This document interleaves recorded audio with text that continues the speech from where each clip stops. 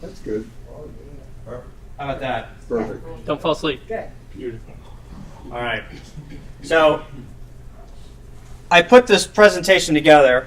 I emailed Sterling and said, what do you think? And he riddled it with comments. And then I sent it over to him again, and he's like, looks good. So I don't know if he's actually seen the final outcome, but we're going to get through this. So we've got a lot of slides. The meat of the presentation is towards the end. We're actually going to show you how to connect all your radio, and this is a basic class. I mean, we're going to have a lot of info in here. Some of it might be a little overwhelming. We're going to have these slides online so you can go back and refer back to them. This is interactive. Raise your hand, throw out comments, but we're going to try and get through a lot of the slides before we get to the actual demonstration part, because I think that's where you're going to have the aha moment, where we're going to put something together and be like, oh, okay, that's how that works. So if you can just bear with us, I tried to make the slides as lively as possible. So Lively as possible. So I'll pick on him the whole time, Yeah. so that's why I'm here.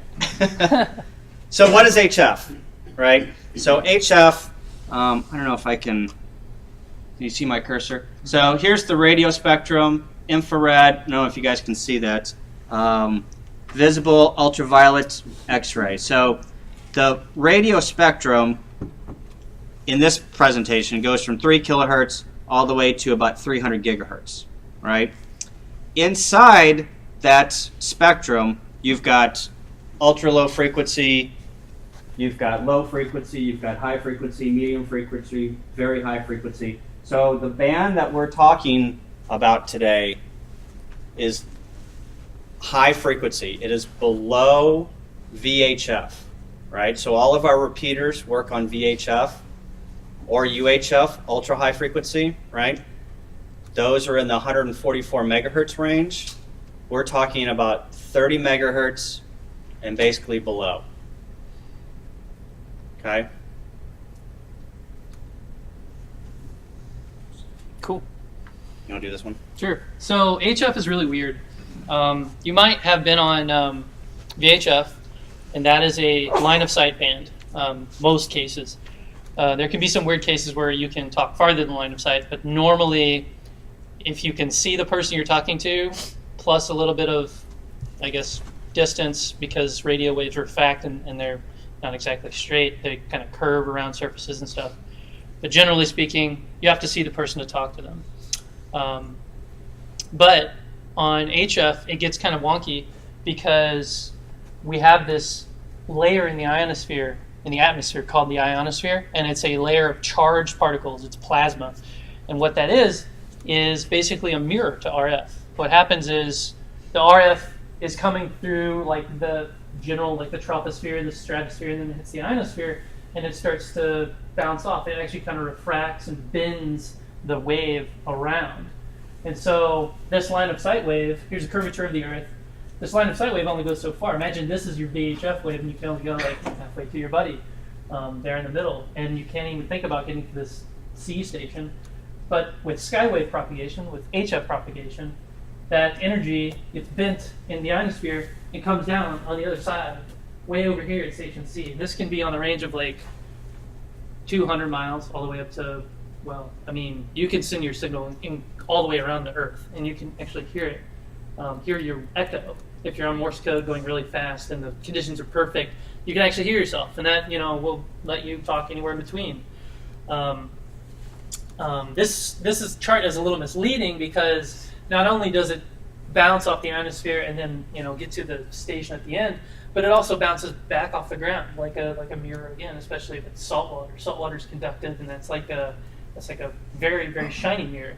Ionosphere is kind of like a blurry, dull mirror, so signals will come in and out. They'll sound fuzzy and weird sometimes, or they won't be there at all because it's all defined by plasma physics, which I'm not going to try to even explain. But also what happens up here is you can get some weird diffraction effects. So you can actually talk to the station at a lower frequency and use something called your vertical incident skywave, and we might talk about that in a bit.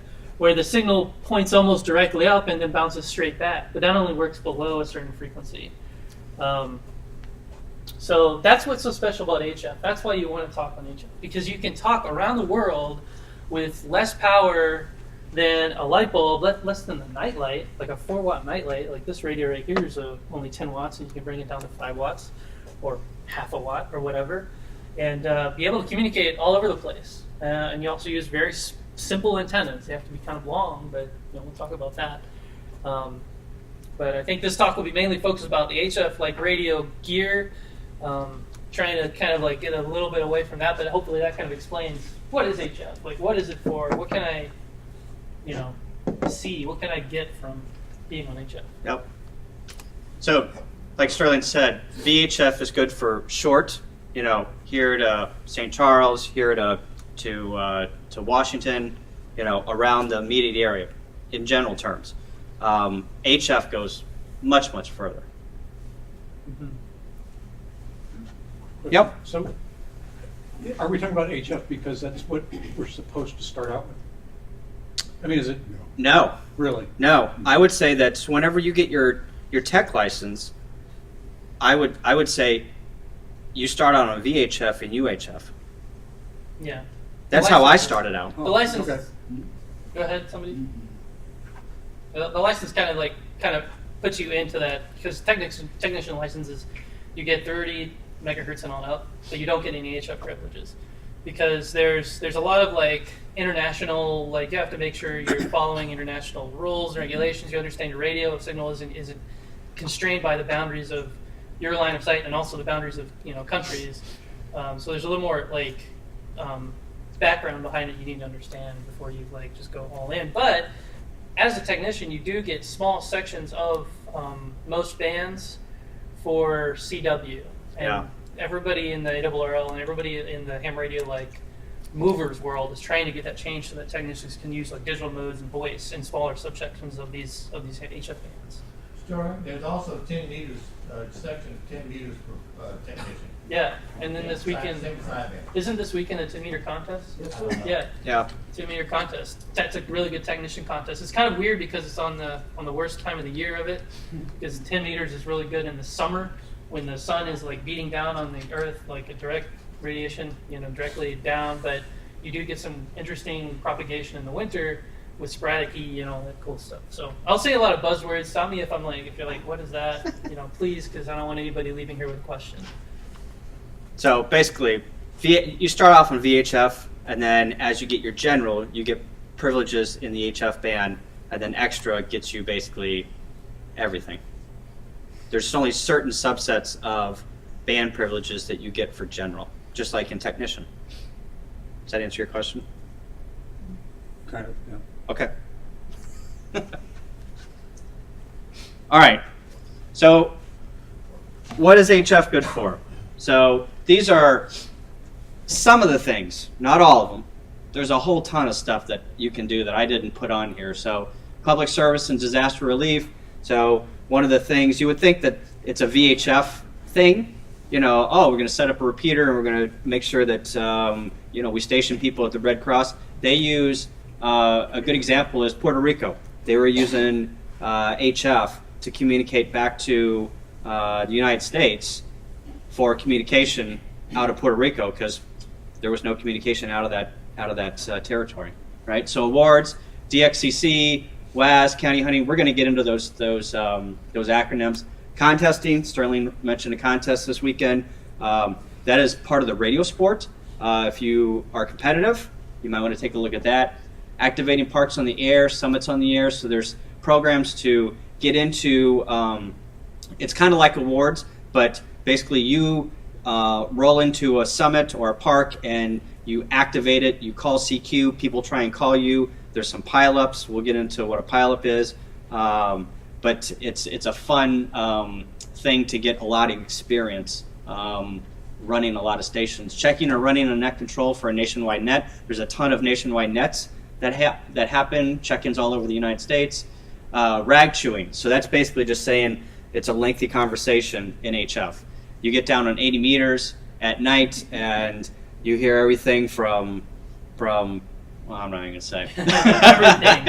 Everything. You hear everything. Typically, the conversation on amateur radio is mostly technically oriented, but then you get guys who use it like they're like a phone. Like Yep. Sometimes you don't want to hear what people have to say, but that's what makes it interesting. Yep. Sometimes. Operating multiple modes. So there's Morse code, single sideband, digital, TV, QRP. So this radio that we got up here is a QRP radio. It operates with 5 watts or less. Whisper, WSPR. I forgot what the acronym stands for here. I don't even think it's an acronym. Oh, really? Yeah, no, Okay. it is. Yeah. Yeah. I'm trying to think of So Whisper allows you to basically beacon out and test propagation in the of HF propagation studies. So this is Sterling's baby. Hamsci and Ward Silver are really big into Hamsci. They were Yeah. part of the Eclipse science experiment, and then WinLink sending email via HF band. So it's really slow, but you can do it. The SPR is signal propagation reporting, but I can't think of what the W is. Weak. Signal. Yeah, you're right. That's it. Look yeah. at Rebecca coming out. No, that's Google. Oh, okay.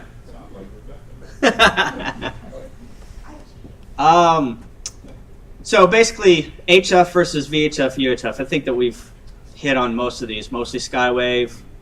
HF is point-to-point, where most of your VHF conversations, I'm not going to say all, most of your VHF, UHF are through repeaters, right? Typically, and these again are typical things, typical phonetics are used on HF.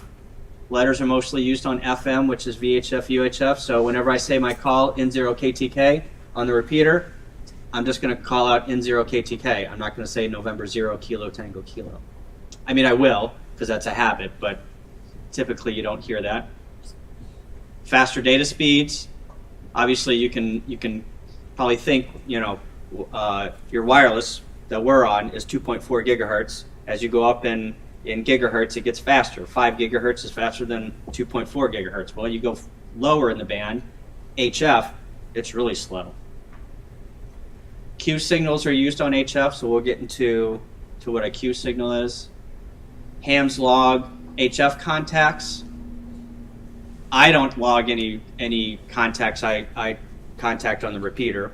Some people might, but typically you don't do that. But you might log other modes. So there are different modes on 2 meter, like Earth, Moon, Earth bounce, EME. You might log those. You might log a long contact that is through ducting, tropospheric ducting. And then I threw this one in here, but I'm probably going to get crap about it. The clarity on FM versus single sideband, which is voice, can be noticeable. So an FM signal is generally a little bit clearer than an SSB signal. But doesn't mean that it's always. Mm-hmm.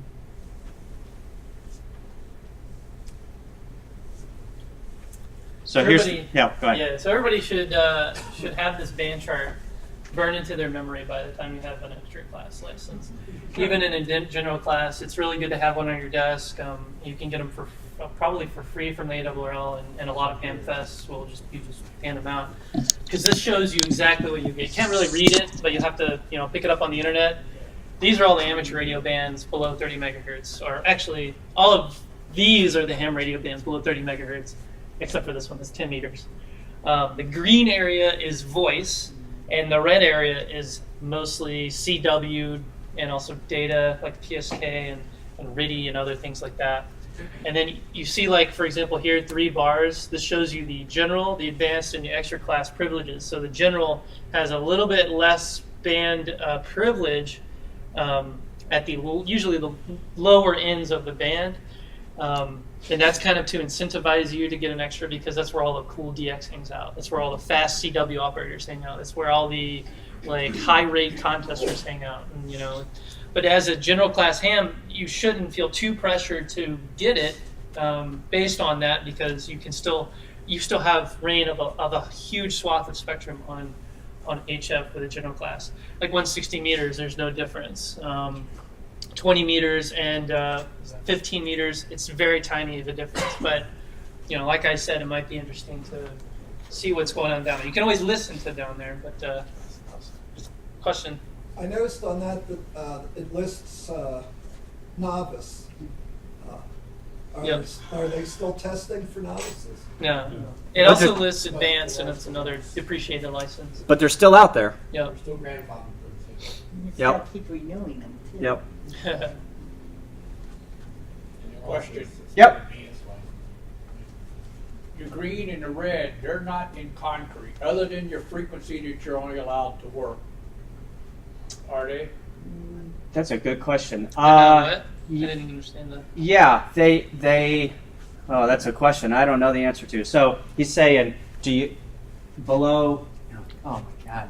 Holy crap! Well, just take general, yeah, they're up this on is- 20 meters. This is CW only, and this is single sideband. He's saying, can I go down here and have a single sideband Is conversation? it Or a vice gentleman's versa. agreement or is it a formal? Yeah. That's a formal agreement. With It's a the formal? exception Okay. of phone, the green is actually, if you read it, it says phone and image. And image is kind of a gray area, just saying data. And you can technically have a CW conversation in the green portion of the band, or a data conversation, or anything. It's pretty much open to everything. But generally, you don't. But in the CW portion of the band, it is only limited to CW and data, or Ridian data, as it says up here. I can't read it. There are a few CW only portions, but those are overlapping with the other bands. Like Technician, for example, you get CW on 15 meters, almost the entire band. You get CW on the Technician band with a little bit of SSB phone, that yellow one, on 10 meters. You get CW on 40 meters, on 80 meters, as a Technician licensee. Yeah. So it's not really in concrete, but it's pretty much more than a gentleman's agreement. Yeah. I'd stick to this. Yeah. Yeah. You'll get flack Yeah. if you try CW on the high end of the band. Yeah. Somebody will be like, "What are you doing, man?" Or if you try to do SSB on the low end of the band. Yeah, that's when they'll start calling FCC on you. Well, Yep. the other thing to point out too is that depending on which band you're on, you're either running upper sideband or lower sideband. Mhm. And, Yeah, and we're where gonna. your frequency Yeah. marker is on your radio, you have Right. to give the proper offset to Yeah. the band edge. Yeah, we'll get into that. Yeah. Yep. All right. So voice, single sideband, right? Lower sideband, below 9 megahertz. 160 meters, 80 meters, 40 meters. Upper sideband, it's above 9 megahertz. 30, 20 and above. AM, typically used on 40 or 80 and 160. You can use it on 40. I don't think I've ever seen it on 20. So what does this all mean? So I took some waterfalls. So this is if you basically took a graphic of what your voice characteristic looked like on the band. This is 80 meters. Here is your carrier. Yeah, your center frequency, or And- where your VFO is saying that you're on 3.908 megahertz. Yep. And then because it's lower sideband, all of your voice, everything you hear is 3 kilohertz below that. So you can see that, I'm probably going to screw this up, but these white areas, if you take a look on a waterfall, are loud areas, right? And this is faint areas. So basically this is a voice profile of what is coming out of your radio. Yeah, and Yeah. this is if you haven't seen a waterfall, it starts from time equals 0 to time equals whatever in the past. So this is like flowing upwards as you're watching, a person's voice. So imagine this axis is time, and up is positive time, is like past time, and then the x-axis is frequency, and this is higher frequency, that's lower frequency, and so you can see here, lower sideband versus Upper sideband. 20 meters, here's your carrier or your center frequency, and it goes up. And so if you whistle a tone at 1,000 kilohertz, and you're on 80 meter lower sideband, and you're on 3.9 megahertz, that tone will show up 1,000 kilohertz or 1,000 hertz below where your carrier frequency is. Does that make sense? So your entire voice is kind of like way over here. First is over here, 1,000 kilohertz, 1,000 hertz above is where that tone will show up. So you could technically send Morse code, literally Morse code, by whistling. Somebody will get mad at you because they'll know it's not real Morse code, but it will look exactly like a CW signal because there's no extra signals. It's just straight raw audio getting translated from whatever's going into the microphone and getting translated up into frequency, and then either shifting mirrored like that on lower sideband. So that's AM. AM is 6 kilohertz wide, and carrier frequencies in the middle, and it goes on both ends. I put these slides together because whenever I got on HF, yeah, you talk on the mic, and it goes out the coax, and it gets radiated out on the antenna, and it goes it goes out into the world, right? And then I looked at a waterfall and saw all these signals and had one of these aha moments on, okay, that's the profile on the person's voice on the other end that I'm seeing on my radio. So it was a good representation of what the signal is actually doing out in the air, and then how it gets transposed into your radio so you can hear it. Yep. Can you copy that on a computer or like a thumbprint and verify who's talking? The FBI could probably do that. Yeah. Yeah. Generally not on ham radio. Yeah. All right. Kyle, you mentioned earlier the voice quality, FM versus single sideband. If you haven't heard sideband, or when you hear it for the first time, if because that bandwidth is so narrow, if it's not exactly on it, it's going to sound like Mickey Mouse or Right. somebody else's or somebody. So as you tune through the band, yeah, it gets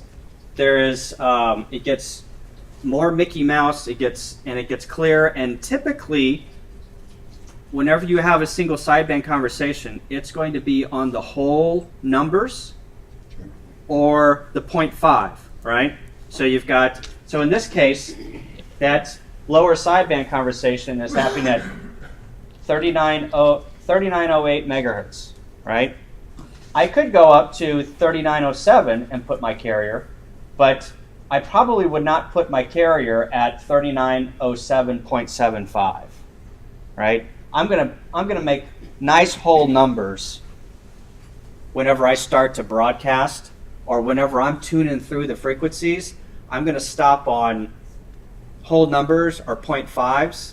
It's just Just the convention. we like powers of 10, right? Mm-hmm. We're human, so I have noticed a lot of times I'll be going for the single sideband, and hear somebody a few kcs off, and it's like instead of 780, they're like 780, like 0.5, 3 or 2, some And- weird oddball. yeah. And what Julie's talking about is you might have somebody that's transmitting, and he thinks or she thinks they're on 3408, and their radio's off.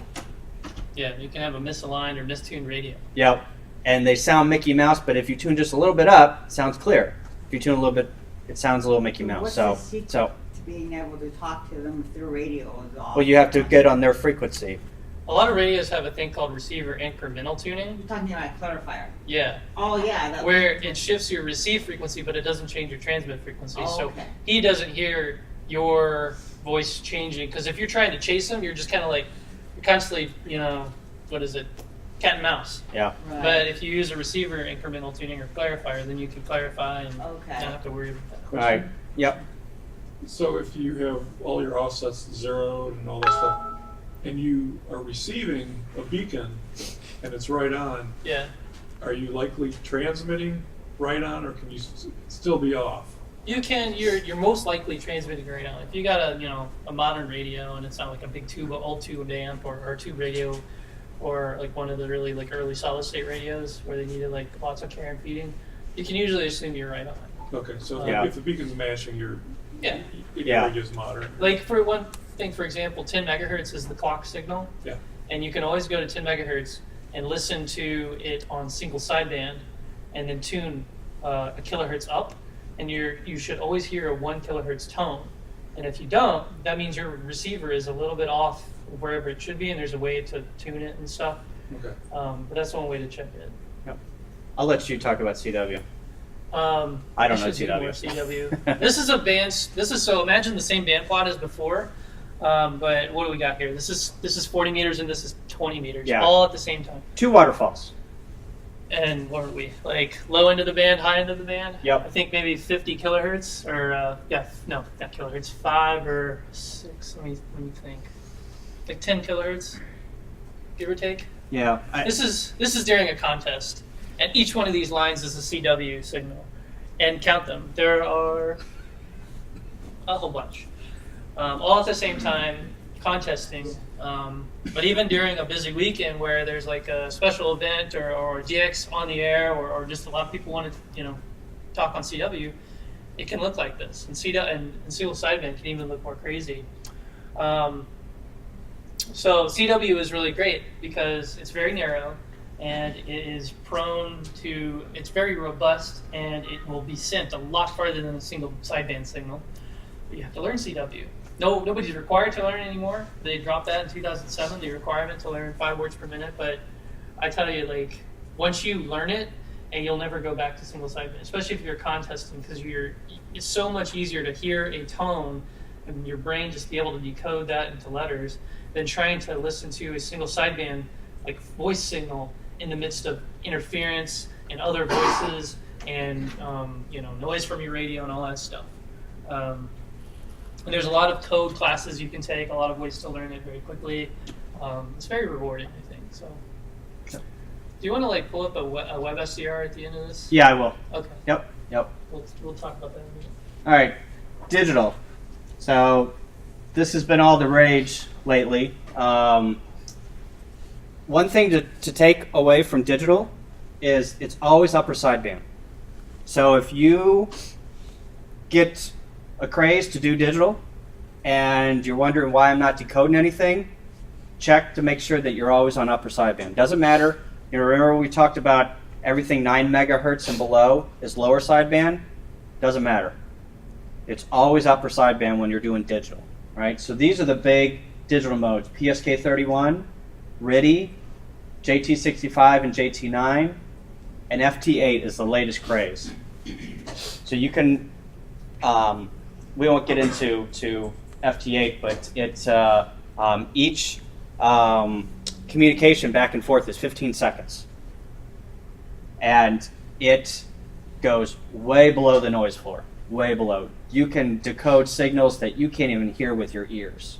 And there's a program that you run on your computer. You hook it up to your HF rig, and you tune to a certain frequency that you can find out on the web, and it will decode signals that you can't even hear. And you can have a QSO with Russia, Ukraine, India, Japan, and exchange QSOs or conversation.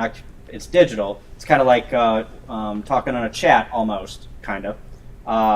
But you can have a QSO with very little power halfway around the world in 1 minute. So if you want to get more information, and I put a picture of, I think it's called a signal link.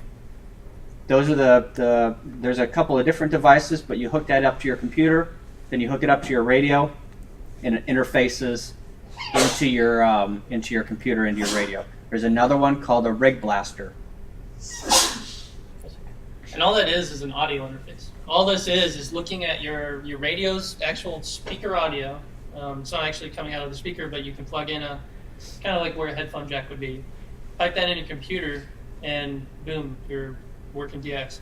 But you want to kind of think about using an interface, because when you're dealing with RF energy coming out of the radio, a lot of that gets sucked back into wires on your computer and stuff, and so that can distort the signal, both transmit or distort the transmit signal, and do some nasty things, so where you can't actually, you'll notice you're not getting anybody decoding you. And that might be because you're just using a piece of wire between the two, and the RF is coming back into the computer and you fed back, and you have this noisy garbage coming out of your radio that you don't even know. And you can It's- fix that with transformers and isolation, and you can homebrew a thing really easily. But generally, like these are really low cost items, and it's very rewarding too. My suggestion is when you first get your radio, start on single sideband. Yep.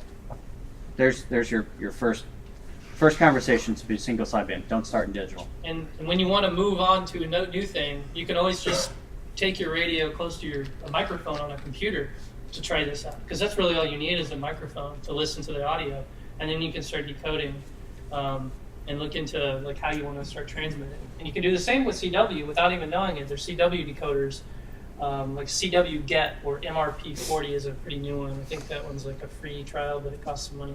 Could you explain that again CW decoders. with the microphone? Oh yeah. So imagine you have a radio and you're on the FTA frequency or PSK frequency.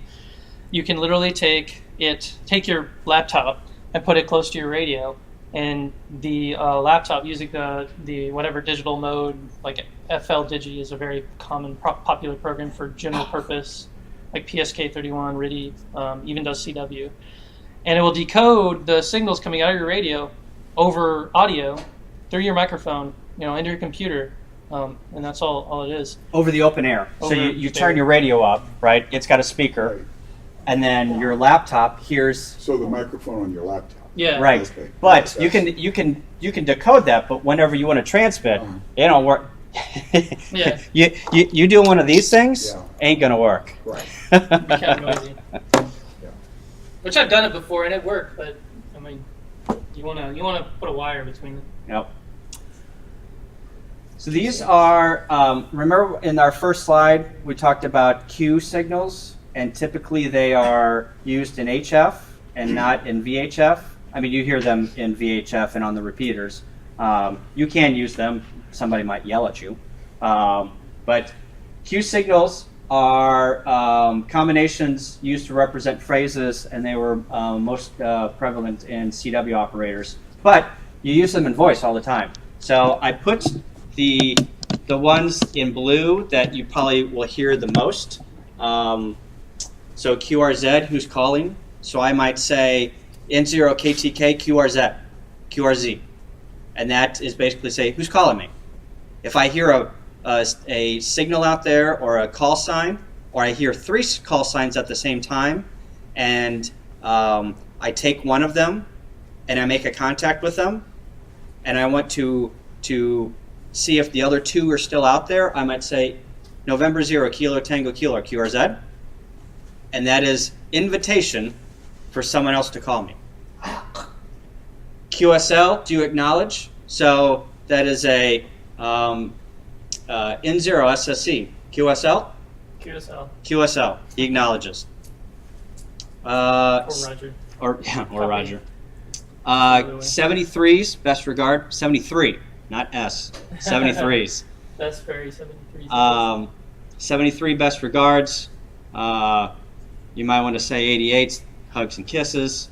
XYL is a ham's wife. You'll hear that on the radio quite a bit.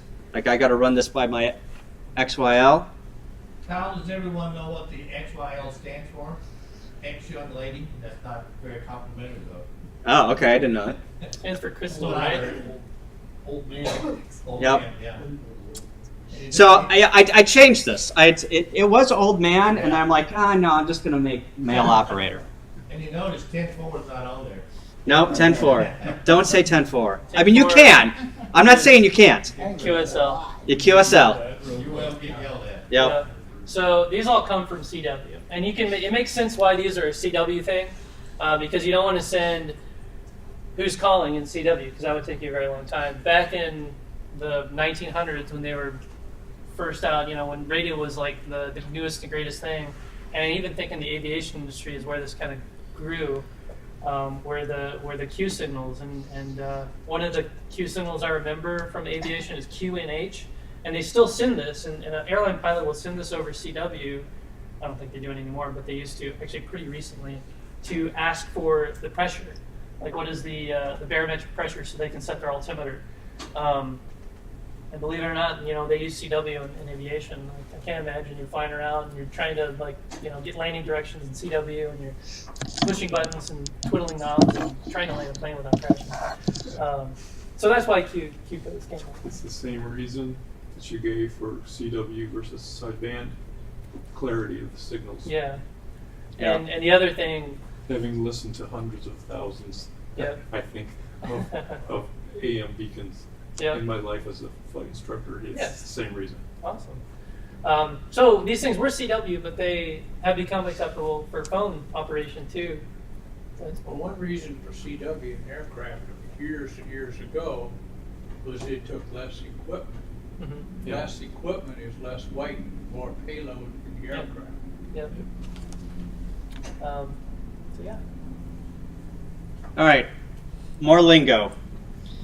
I just put this in here just so whenever you reference back to it, you guys can take a look at some of the lingo if you don't.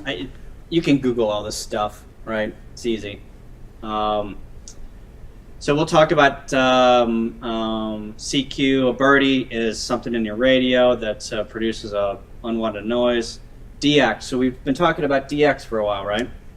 DX is a distant contact, typically outside the United States. So I'm hunting for DX. I'm hunting for rabbits. I'm hunting for DX. I'm looking for stations outside the U.S. A lid. I've been called a lid before. It's a poor operator. Was called a lid at Missouri QSO party last year. It's one of my famed compliments. A bug, a mechanical keyer for CW. What makes What made you a lid? More off? Yeah, tell I don't even. It's the salary cutoff. Well, I don't even. I was just taking context. There was a pileup, and obviously I didn't. I guess I didn't acknowledge a guy after he called me like 10 times, and he called me the F word, and then called me a lid. So so it is what it Did you is. give his call sign? No, I didn't get it. I was too busy You working said it stations. sounded I was trying to get points. You're in a bad pilot. Just let it go. Yeah. So grid square. So here at MOBEP, we are at EM48 SP. So sometimes somebody will ask you for your grid square, something that you might want to have and look up for your home. I think this year is so back in a couple slides ago, it was like Parks on the Air and Summits on the Air. The AWO has been doing these things, these on the air. Last year was National Parks on the Air. It was huge. You go to national park, set up a station, portable station, and operate and activate that national monument, like the Arch. You did a video on that. You could go to the Grand Canyon if you go to like trails, like Mark Twain Trail or what's the Lewis and Clark Trail. Yep. You go to any monument, anything that has particular national history value. This year, so that only lasted for a year. It was a super big hit. This year they're doing a couple of things. They're doing NASA on the air, where they're turning any NASA like ground stations or I didn't hear about this business sites or like Wallops, like Cape Canaveral. Not Pensacola? What about California. Huntsville? Huntsville, the Air and Space Museum, and the other NASA thing down there. They're all now things you can work on the air. And if you work a bunch, you get a bunch of points, you get a bunch of certificates, you get a bunch of like cool paper you can hang and frame. And they also have grid squares on the air, or the big grid square chase. And so this will these six-letter characters will become infinitely more popular within the next year, because now everybody's getting into that to try to get as many grid squares as possible. And there's some squares that are like right on the like very edge of the coast of Oregon or California, where the very upper right corner covers it, and it's like desolate land and nobody's there, so somebody has to trek radios out there, and it becomes kind of a big deal, and you can get a lot of points for that activation if you so choose. So WAS worked all states. DXCC, so that's worked in 100 countries. Some people, I'm sure. Tom, how many countries have you worked on different bands? A ton. I don't. A ton. Tom has worked a ton of DX. I listen to him do spots on the 8.5 repeater every morning. Zulu time. So all your contacts, you want to use Zulu time or UTC time for your contacts. That's universal. The work bands, WARC. So those are bands set aside a long time ago, like I think in the 70s maybe, for no contesting, 30 meters, 17 meters, 12 meters. So if you're into contesting, don't call CQ on those bands. Don't call it CQ contest on those bands. De-expedition. So this is where hams gather money. They go and do bake sales and Girl Scout cookies, and they get a bunch of money, and they go out to remote islands like Christmas Island, Herd Island, Beauvais, yeah. These So islands you've never heard of, yeah, in the middle of the ocean, and nobody carries together except for hams. you can't get any further away from civilization, and they go out and they get $4,000 radios and antenna arrays and this and that, and they go out and they put that island or that country or that DX entity on the air and wait for the pileups. Wait for everyone to call them. So And they do. yeah, and they It's a do. huge deal. They do. So there was a guy that I know. I won't say his name, but he said that he spent, I think it was Christmas Island, spent 30 hours in the chair trying to get Christmas Island. 30 hours. I have a video of me working K5D, which is Desechio Island near Puerto Rico. And if you go to my YouTube, you can see like the kind of pileups that you have to. There's a real technique when it comes to working a station, because imagine 10,000 people trying to work the same station. Yeah. No, Cliff. Boston was a big Yep. About a dozen years ago, a group from the club did a very remote island here known as Howell Island, which is in the Missouri River south of the highway, Interstate 64 bridge. That's more St. Louis style. We Yeah. go to the Mississippi River. Yeah. Looks aren't quite as big. Yeah. That's cool. I did. I would like to do a de-expedition sometime before I die. I'd like to go out and do that. I've seen videos. There's a ton of videos on YouTube. If you're into that, go out and watch. It's great. Lawrence Silver's done quite a few. Yep. Yeah. Where do And you then- want to go again?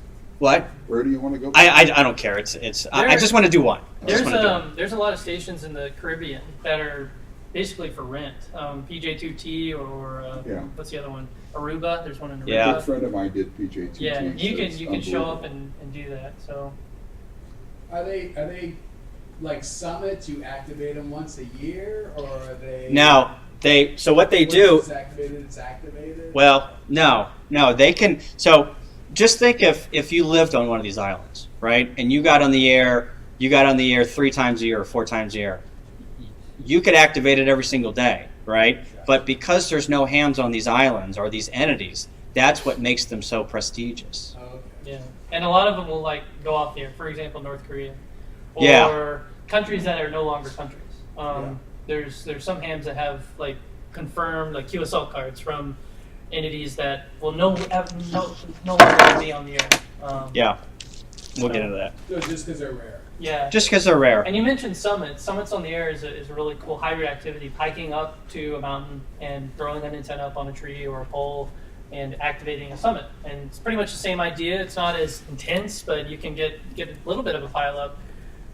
Mostly those operators work CW, but you can also work phone. And I've seen a few do data on their phone. You can use a cell phone as a... One more and we got to How go. do people find out about? It's all over. Look at the internet. Yeah. They're if you go on ARRL, they advertise. There is Tom. How do you find out about them? How do you find out about them? DX Summit is a good Website. website. There are other spotting networks, but DX Summit is good. ARRL, and then there are other DX papers that. Yeah. Yep. And occasionally, amateur radio news line Yeah. mention. Yep. Okay. We got it. There's some QSTs up there that they have them in advance. Those are old QSTs that are brought, so anybody wants one. But the current editions will have a list of upcoming ones. Yeah, like it's 2 or 3 true. months in advance. True. Here's another thing that threw me whenever I upgraded. So stroke, not a stroke, region, portable, or mobile. So and you hear some people do these, and I'm sure there's a reason why. There's always a reason why. But if I was going to go over to 9land and operate HF, some people give their call N0KTK stroke 9, and says that I'm in zero land, right? I got a zero call, but I go across the river or I go into 9 land and I'm operating over there. So you'll hear that, and you can log that. It all depends on how they're logging stuff, but if you want to get confirmation, but just be aware that that is a thing, and someone could be calling that. Generally, if I'm logging it, I ignore the stroke because the logging program can break from it. But you can say just to verify, like because I operated in like New Mexico for a long time. I interned at the Very Large Array, and I kept my zero call, but I always said was it stroke 5? Yeah. 5, yeah. Just because, are you in Illinois or Missouri or whatever? I'm like, no, I'm in New Mexico. It's like, well, you need a 5 call. I'm like, okay, I guess I'll say stroke. So here's your basic calling CQ, right? CQ means, for our previous slide, CQ. I'm looking for contacts. Calling CQ, right?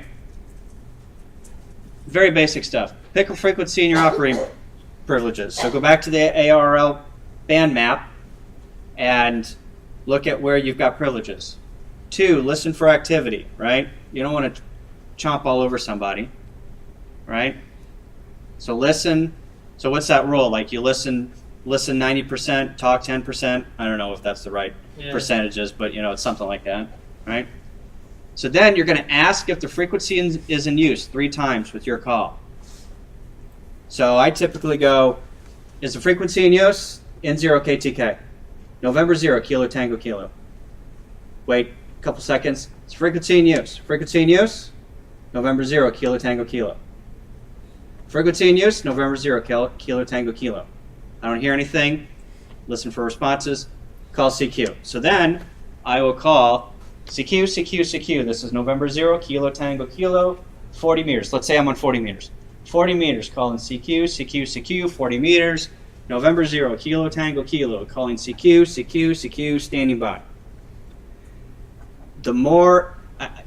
A good rule is you don't want it too short, but you don't want it too long. Some guy was on a while ago and he called CQ for a minute and a half, and I'm just like, screw ya. It's a lot like fishing. Like you need to have your lure in the water for the right amount of time, or else you're not going to get any bites, or the fish is going to eat your worm and leave. Right. Which I will do. Like it's calling CQ, he's not going to stop. I'm going to. I'm impatient. So any questions on that? We've got a video to kind of show this too.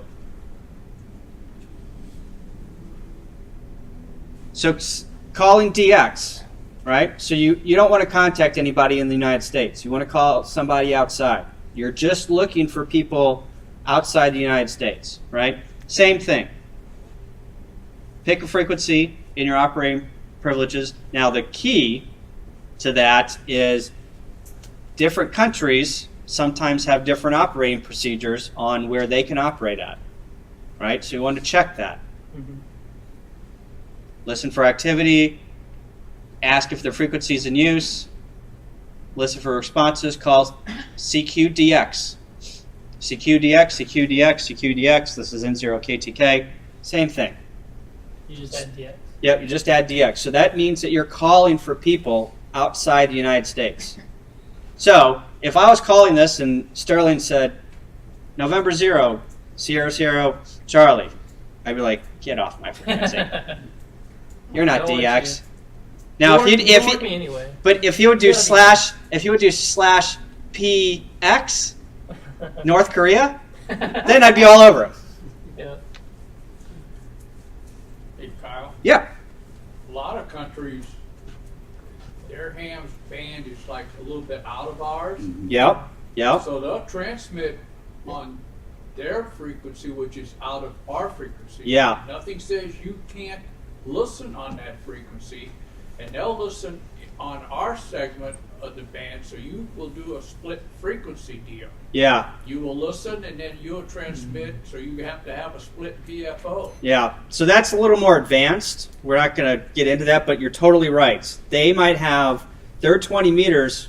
No, it might be a bad example. 40 meters. 40 meters. Is a big thing. The UK, they can transmit voice in our CW portion, but we can't transmit voice back on the same frequency. So the moral of the story is, listen, check your band frequency or your band privileges before you answer somebody, because you don't want to be a lid. Yeah. All right, so here's the video. I don't know if this is going to play. Who knows? It's all right. Let's call CQ and see if we can raise. I'm going to do that on 20 meters. I'm going to ask if the frequency's in use first. I'm going to do that 3 times. If I don't hear anybody, then I'm going to go ahead and call CQ. And I'm going to be beaming east with 2 Yagis, and we'll see what happens. So here we go. I only did like a couple, like 30 seconds of this, so there he's picking a frequency. The frequency in use? Is the frequency in use Whiskey 6 Lima Golf?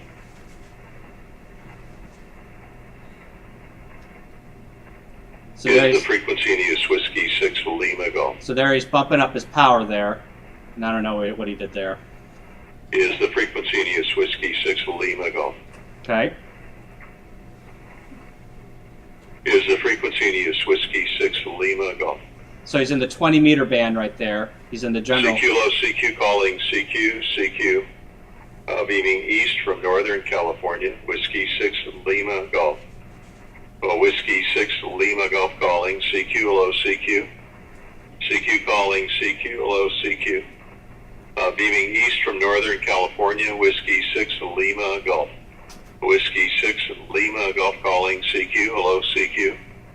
CQ, here on 20 meters, Whiskey 6 Lima Golf. W6L, yeah, my ADD would have kicked in already and I would have been gone. Yeah.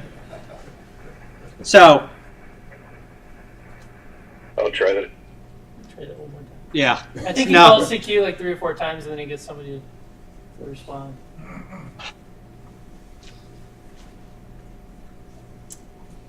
So you get the, I mean, there's a guy on the air right there calling CQ. So answering to CQ. I think we're a little behind, so I'm trying to race through these. So tune around in the band, right? So you're tuning around in the band in your privileges. You make sure you're operating within your privileges. Once the station stops calling CQ, send your whole call sign. So you'll hear people send Kilo Tango Kilo. Don't do that. So send your whole call sign with the phonetics once, right? If you're going to get through, you're going to get through. Don't keep sending it. Wait for, be patient. Wait for him to acknowledge you or her to acknowledge you. If there's a pileup, send it again. You know, only if he asks. Don't keep sending and sending and sending. Don't be a lid. And then if the station does not answer your call, wait for the calling station to call CQ again, and then, you know, or call November 0 Kilo Tango Kilo QRZ, and then you're gonna say your call, right? Well, if you want to get in there, you say there's a pile up. Can you just once, Julie, and then wait for him to call, and then you call again. Oh, I heard this that some people do this, or I've heard people talk about this that they might say, like, my call sign is Kilo Charlie 0 Tango Mike Delta. Could you not say KC0? No, the full call sign. Okay. Yep. So then, so typically quick conversations consist of, and these are the things you probably should have off the top of your head, is your name. I don't know if you need to write your name down. Your location, right? St. Louis, Missouri, or Missouri. Sometimes a grid square, EM48. Signal reports. So we'll get into signal reports. Station info, so I'm running an Elecraft KX3, 5 watts, into a dipole antenna at 30 feet, and the weather's crappy. Those are the type of quick things that you'll find on a QSO, on a voice QSO, right? If you don't want to have a rag chew, right? Something that is going to take forever. Anything, Nan? Good? Yeah. Okay. All right, so you might have seen this on Facebook. I lifted this last night, right? Signal reports. So the RST system, I left the CW portion off of that. I just wanted to concentrate on voice, since I think that's probably where we're gonna, where you're gonna start. So readability is the first number. Signal strength is the second number, right? So someone who's perfectly readable and extremely strong signals gets a 5.9. People just give out 5.9s like they're going out of style, right? So, like, who's that? Frankenstein, Igor? Whatever. Get it right. What a lid. I knew I was going to get shit for that. 5.9, missed that last letter of your call. Can you repeat? It's not 5.9 if you missed the last letter of his call. 554, where are you? Yeah, In contests, don't they commonly just give out 5.9s? they do. Yeah. Yep. So that's the one place that you'll see this broken, is when you contest. Everyone's 5.9.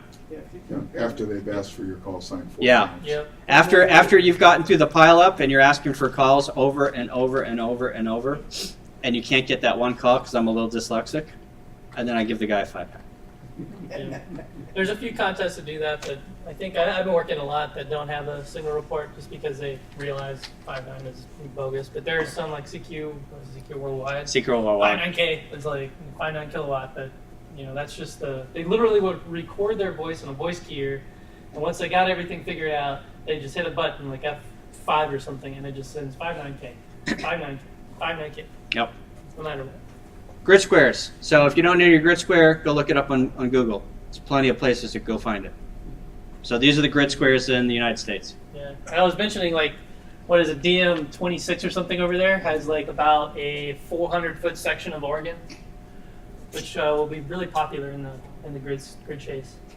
There was I had seen I think it was from 2014, which of the grids is the rarest. I forget which one it was, but there were 14, I think, of them. A lot of them over on the coast and a few in the Gulf. And even in Nebraska. In Nebraska and the Midwest, it's very barren of hams. So they get pretty popular too. If you can find a rare grid square that has a national park and a summit, Usually make your day, yeah. Expedition. There you go. There's Yeah. the expedition. Where's Alaska and Hawaii on that? They are. They're off the north. They didn't make the screenshot. Yeah. All right. You have a question? I wanted to say, if you want to find your grid square, the easiest way is go to QRZ, type in your call sign, then look under details and look down under the grid square. Like this guy here in Greenville, South Carolina, for an example, his grid square would be like K4YYL. It's Echo Mike 84. Yep. So you can go on Google and find your grid square. Yeah. Oh yeah. So logging software. You don't have to log into your contacts. Most people do. So there's a bunch of different logging software. Sterling had a bunch of ones that I had not even heard of, but on here that he modified. But I use DX Keeper. Sterling put spreadsheets or paper. I didn't even think about that. Yeah, so there's a lot of debate about logging. There's a lot of logging programs, and it's like everybody comes out with their own every time they want a new feature. And some of the free ones are just ridiculously complicated. Log4LM, the first window you get is accounted has 30 buttons on it. And you have to configure everything like your LOTW certificates, your locations, your rigs, control stuff, and it's goodness sakes. So I started just logging with an Excel spreadsheet, on Google Drive, and I had an offline version on my phone. And if I'm doing portable operations, it was great. HandLog is also a phone app that lets you do that too. It keeps it simple. So there's a couple of paid N3FJP, $25 for life, simple interface, $9 for each contest log that you want to do. Yeah. And then HRD log. I don't know, there's some controversy on HRD log, but Yep. I know I'm gonna embarrass Tom and he'll never speak to me again, but I've heard Tom say, oh yes, I spoke to you, February the 19th, 1962 at 4 o'clock in the morning. Yep. You got records back, Tom, how far? They go back pretty far. Pretty far. Since the beginning of time, I've had What, long. what do you think of the QRZ log? I think that's on the next. On the We have, yeah. yeah. So we'll talk about that. Okay. So the one way that you can confirm QSLs, so I could talk to Sterling, right? And Sterling and I could just have a pact and say, well, we just talked to one another, and what good is that, right? So logging and confirming contacts with other hams, strangers, right? There is a couple of different ways, right? So I'm going to pass around some QSL cards that I've gotten. You can take a look at these. They're from mostly contests, but then let's start over here. QSLing, right? The ability to confirm contacts. So there's QSL cards. Some of them put them as wallpaper, right, on your wall. But a lot of it now is done online, right? So there's Logbook of the World. It's ARR sanctioned. It's approved for reward. So if you want to do worked all states, you can submit for the worked all states. It's integrated to almost every single logging program, right? It's a little bit complicated to set up, but most everyone uses it.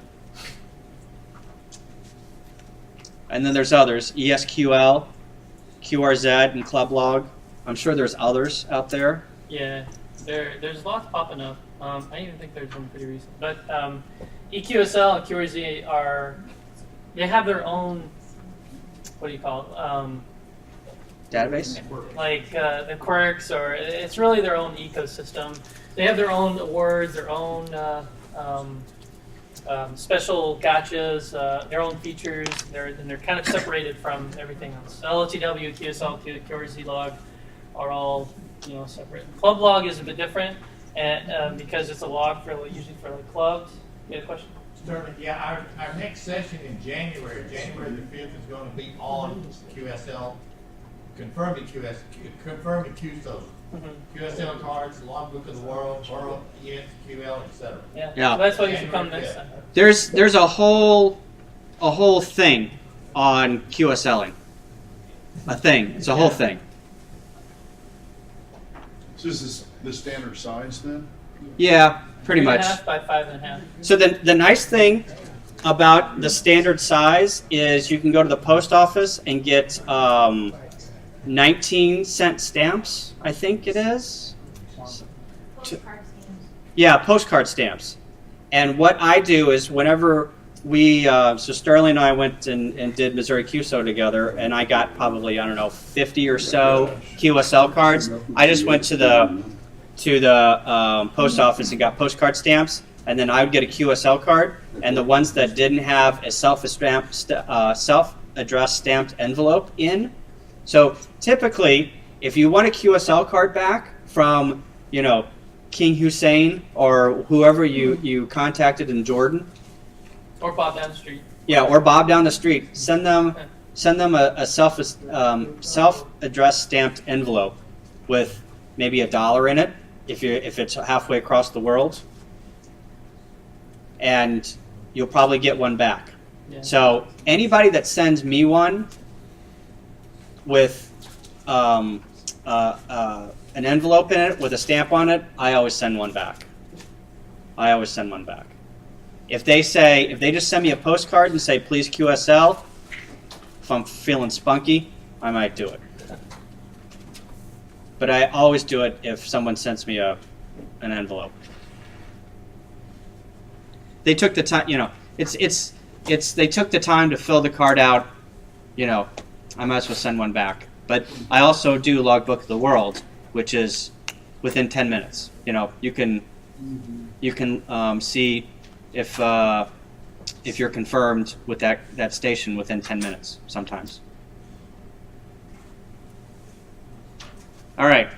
So clusters, nets, and contesting. So where do I find that DX station? Where do I find stations?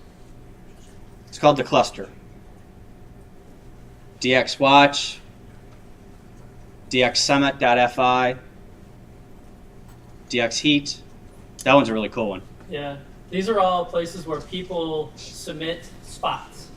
If you're on the radio and you hear a station, you work a station, you have the option to submit that station's call sign and frequency to the DX cluster or the DX telnet server, the DX spotting, whatever.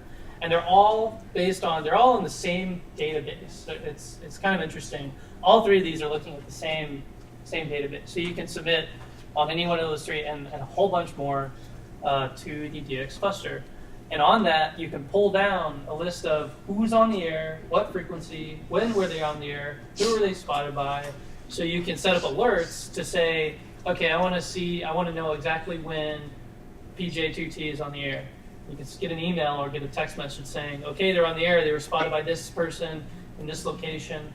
There's another website not up here called VHF, or it used to be VHFDX, now it's DX Maps. And that's the thing where you can set up, you only get an alert if somebody near you within a certain radius is getting a spot from somebody you're interested in. So then you have a really high chance of getting that context. So that's like a really cool feature. So is it okay to spot someone if you didn't work them but you heard them? Yeah. Yeah. Absolutely. Okay. And in a contest, there's special rules. You can't spot yourself usually in a contest unless you're into that category. But if you're not in a contest, you can spot yourself. Say if you're calling CQ, you're getting really bored, you can send out your call sign on the DX cluster, and then somebody will probably work you because a lot of people will just have it ticking on their monitor, looking for people to just kind of work, spontaneously. And this is also a thing SOTA summiters do. They have their own spotting cluster where they can send, where they can actually pre-plan their excursion weeks or days or weeks in advance. And then everybody who's watching that spotting cluster will know, okay, this guy's going to be on this mountain at this time, and so you can get on the air when he's on the air. And then you, as a chaser or as a person who's working the station, will spot him so you can tell everybody else in the world, hey, this guy's on the air, go work. So. Yep. There's many nets on HF. There's a net going on at all hours of the night, day. I mean, you could get up at 2 o'clock in the morning and there's a net going on in America somewhere that you can hear, right? So if you want to figure out where the nets are, go here, and then if you want to figure out where the contests are or when the contests are happening, www.contestcalendar.com. All right, so now we're getting to the meat of the potatoes, right? So this is what you've all been waiting on, right? So things to consider on your first shack, right? So how much space do you have for operating, right? Do you have your kitchen table? Do you have your counter, your sink in your kitchen, or your kitchen counter? Do you have a room? Do you have your whole basement? Something to consider, right? On where you want to operate from. How much space outside do you have in your yard or your attic for an antenna, right? Do you have any homeowners association issues that you have to find out or resolve? Or do you have any trees or support structures for antennas? So this is a picture of my house. I live right here. This lot is 150 feet by 40 feet. I don't have a lot of room for antennas. That's why I have this thing. It's a portable radio that I do a lot of portable stuff. I don't have a lot of room. I have one tree, and that tree is about 15 foot tall, right? Or you could be like this guy who's got every radio in the world in his basement. So these are the things that you might want to consider whenever you put together your first station.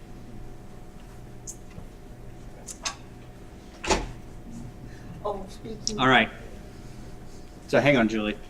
So buying a transceiver, right? Don't start out with a QRP rig. That is right. So that is a radio that is 5 watts or 10 watts or 15 watts or less. There's a lot of controversy on what QRP is, but Really low power. Really low power. Get a 100-watt radio. Don't get a QRP radio. Get a 100-watt radio. That's Okay? what I was talking about before. I've heard that advice before. Yeah. And I always assumed that meant HF. No. Okay. No. No. So get a 100-watt radio. Get a used radio. Don't go out and buy a K3S. It's a $3,500 radio. Don't buy that. Don't worry about that. My first radio was a Yaesu 757 GX, and it weighed probably about as much as a car, small car. But I got it for free because the VFO knob wasn't working, and while I was alone. And the deal was, if I could get the VFO to work, then I could keep it for longer. So I did. I pulled it apart and cleaned the opto isolator circuit thing, and boom, I was listening to the stations. And that was from a club, I joined in the past. So, get on the air with a cheap rig. Start listening to the bands, right? Listening is a lot. Goes a long way, right? Listen to how 20 meters sounds during the day. Listen to how 40 meters sounds in the afternoon. Get on 80 meters and listen to how it sounds at 9 p.m. Right? Get on 80 meters at 2 o'clock in the afternoon. See what you hear. Right? Get to know the bands. Right? And you can have a really cheap antenna. You can have an antenna that is not an 80 meter antenna, and you can still listen to that band and still hear stuff. Attend a Hamfest. So we've got Winterfest coming up. January 27th. Come to the Hamfest. Look at the radios.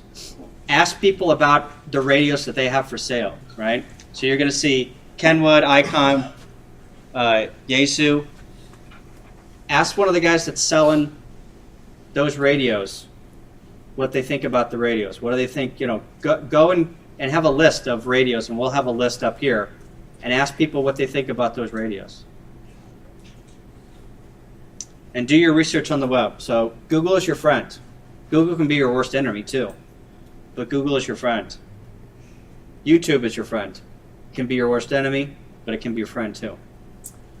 And one of the things I forgot to put on here is eHam is kind of the de facto site for radio. Oh, that's reviews. right, yeah. You'll find, if you look for ham radio reviews, it'll send you to eHam, and that's where you can sort, you can look for HF radios, 100-watt HF radios. Narrow it down to that. And then you can look at the top reviews, so the bottom reviews, it aggregates. It's like an Amazon sort of thing. You get 5 stars, total, and there it is right there. So where do you buy a used transceiver, right?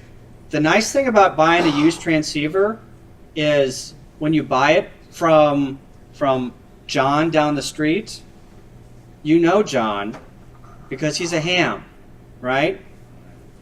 You have his call sign, right? You know where he sleeps at night. You know where he sleeps, right? You're not buying it from a guy on Craigslist and you meet him at the local PD and you give him $20 and he gives you your product and then you never see Tom again or whoever it is, right? The great thing about the ham community is there's lids out there. There are people that want to rip you off, but I have never, in my 26 years of operating, have never met someone who I didn't automatically get oh, hang on, something going on here. Every person that I've met has been helpful, trustworthy. I've bought used radios. I've sold used radios. This radio has a problem on 80 meters. Okay, no problem. I've never had somebody give me a horrible time or a horrible radio. Granted, there's people out there like that, but the ham community is one of the best communities to buy used equipment off of.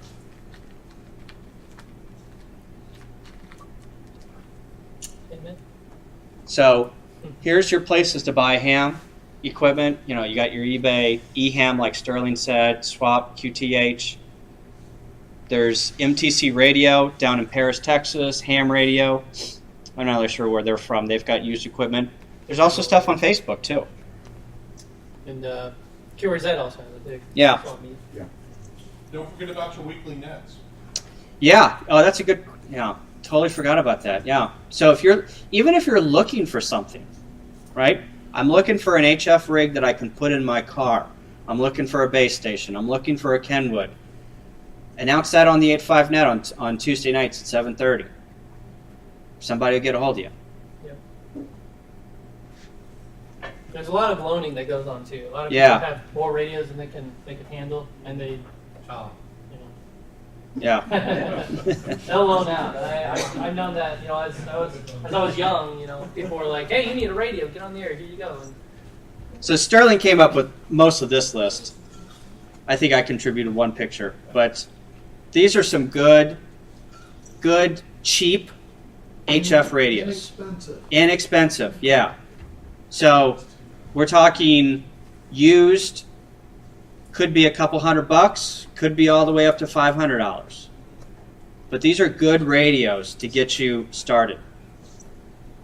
I had for a long time a Kenwood TS2000. That thing was awesome. Sold it to a ham that had just gotten his general license. Sold it for $300. yeah, just Kyle, He needed it more than I did.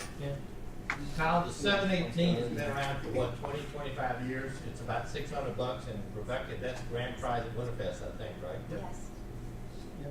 So these are some good radios to get you started. Would you shy away from hybrids if you're looking at an older radio? the hybrid Like, solid state. Except for the finals. 820, 520. Oh, no, I would. So those hybrid radios, those tube radios, buy them. They're still great. Yeah, They're still a great. little special because you have to You might do have extra steps to tune them and, Right. and stuff, but yeah. it's not that bad. Yeah, it's not like a solid state radio where you've got things in it where you just press a couple buttons and you hit your mic and you're on the air.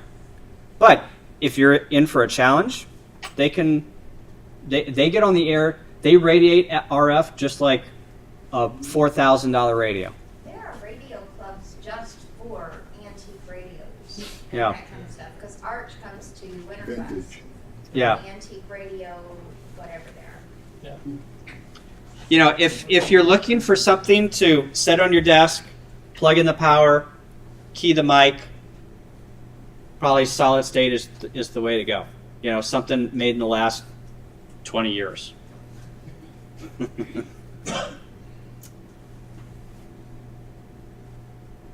All right. So as you can see, started with the King Daddy, right? So these are your power supplies, or your transceivers. So now you got to put power to this guy, right? Typically, HF radios, you can't plug them into AC. At least I've never seen one. I had the one I talked about that weighed as much as a car. It could plug into the wall, but that's because it had basically one of these linear transformers built in. It takes a lot of weight out of the radio to run off 12 volts. Makes it more mobile. DC makes it Yeah. more mobile, more flexible, which also means you have to have a AC to DC converter.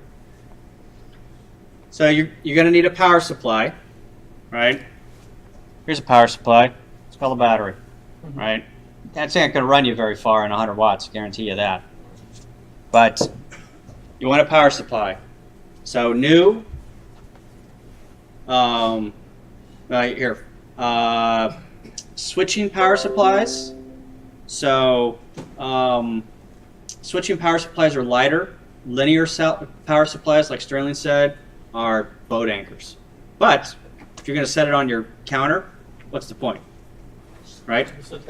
I've got a linear. I actually have all three of these. To tell you the truth, I got one of these. It's really light. I got one of these. It's heavy. I got one of those.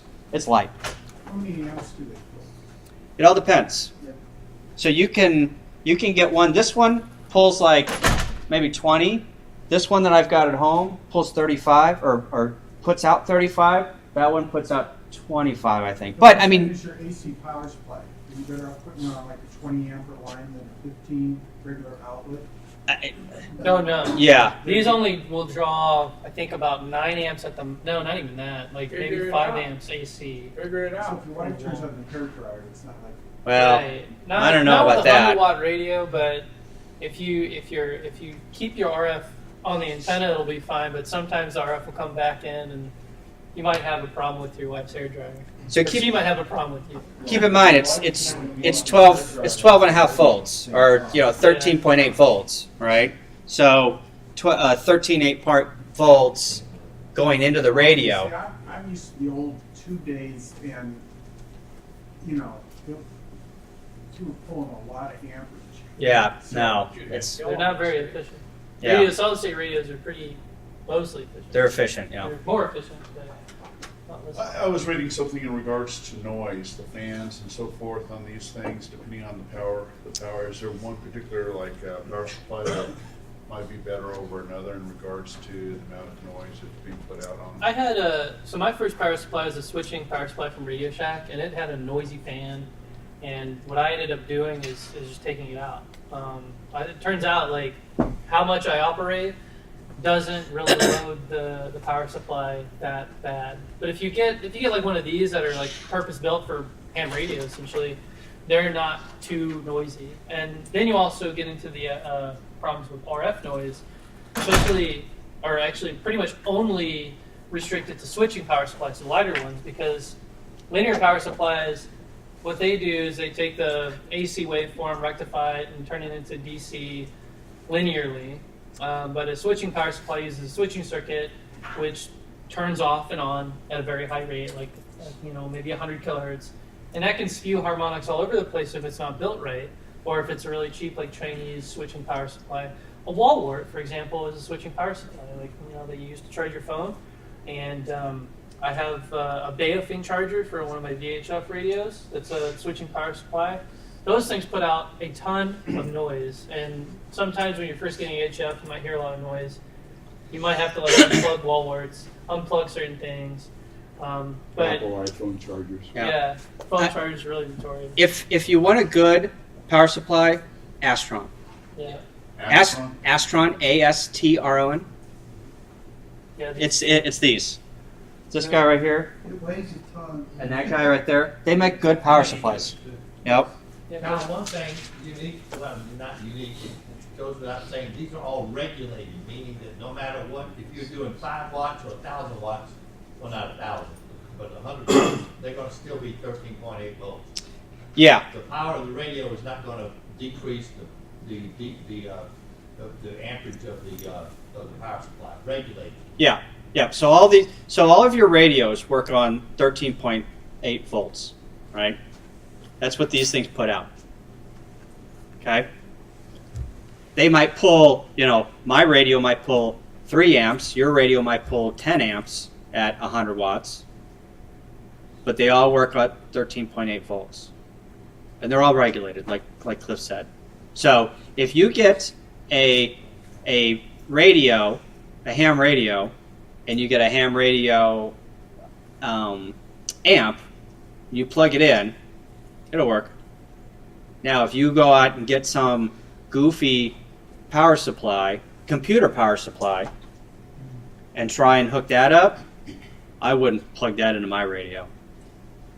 It'd be noisy, and it also wouldn't be regulated. You'd Right. have a brownout. Like once you hit the PTT, your voltage would drop, your radio would turn on. Push to talk, PPT. Do you ground these? Yeah, so that's a whole other Woo! back to basics. That's But so. yeah. Rule of thumb. I mean, yes, you want to ground stuff. Rule of thumb is you don't have to. I don't know if that was going to be your rule of thumb. I was But- going to say anything that's a metal chassis, you want to connect with some sort of ground wire to keep everything at the same potential. But Ward came in in this July. He has put out an excellent book on grounding. I read it. It's excellent. It's excellent. Here's the bottom line. You want to ground your radio. You want to ground your power supply. You want to ground everything to your electric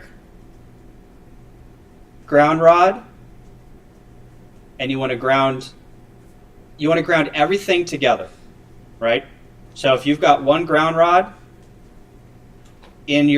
outside your house for your electric, ground everything to that. That's a good starting point. You can get crazy with grounding and put grounding all the way around your house. Put 10 grounding rods around your house. Tie it all into your electric. Tie your cold water pipe in there. Tie your everything. It can get crazy. But you don't have to ground. So every time that I go out and contest, I don't ground my radio. I make contacts. It's not required. It's not required for anything to happen. You're not going to not radiate signals out of your antenna if you don't ground your radio. I'm just worried about, it's expense. I'd much rather lose my power source than my radio. Don't worry about it.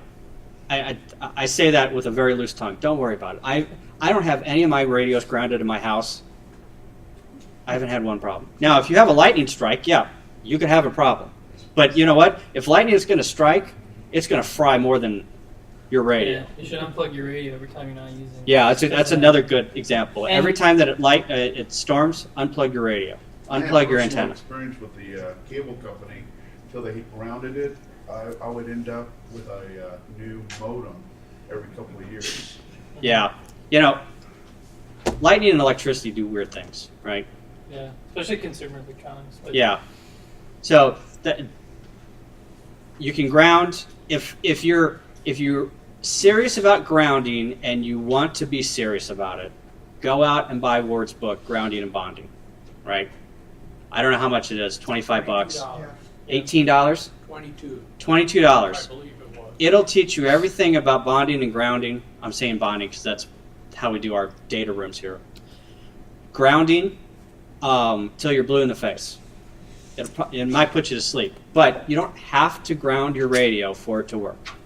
What they don't tell you is that, say this power supply or any of these power supplies, they have a third prong which goes into your house ground, and that is also connected by an NEC to the chassis of the device, but that's also connected to the negative of the output terminals, which is connected to your radio, which is also connected to the chassis of that. So when you just plug everything in, like to a power supply, it's already grounded, it's already safe, but you can have things like ground loops, or if you have a long chain, you can have daisy chaining where any kind of noise will get propagated down the chain and it'll turn into an antenna.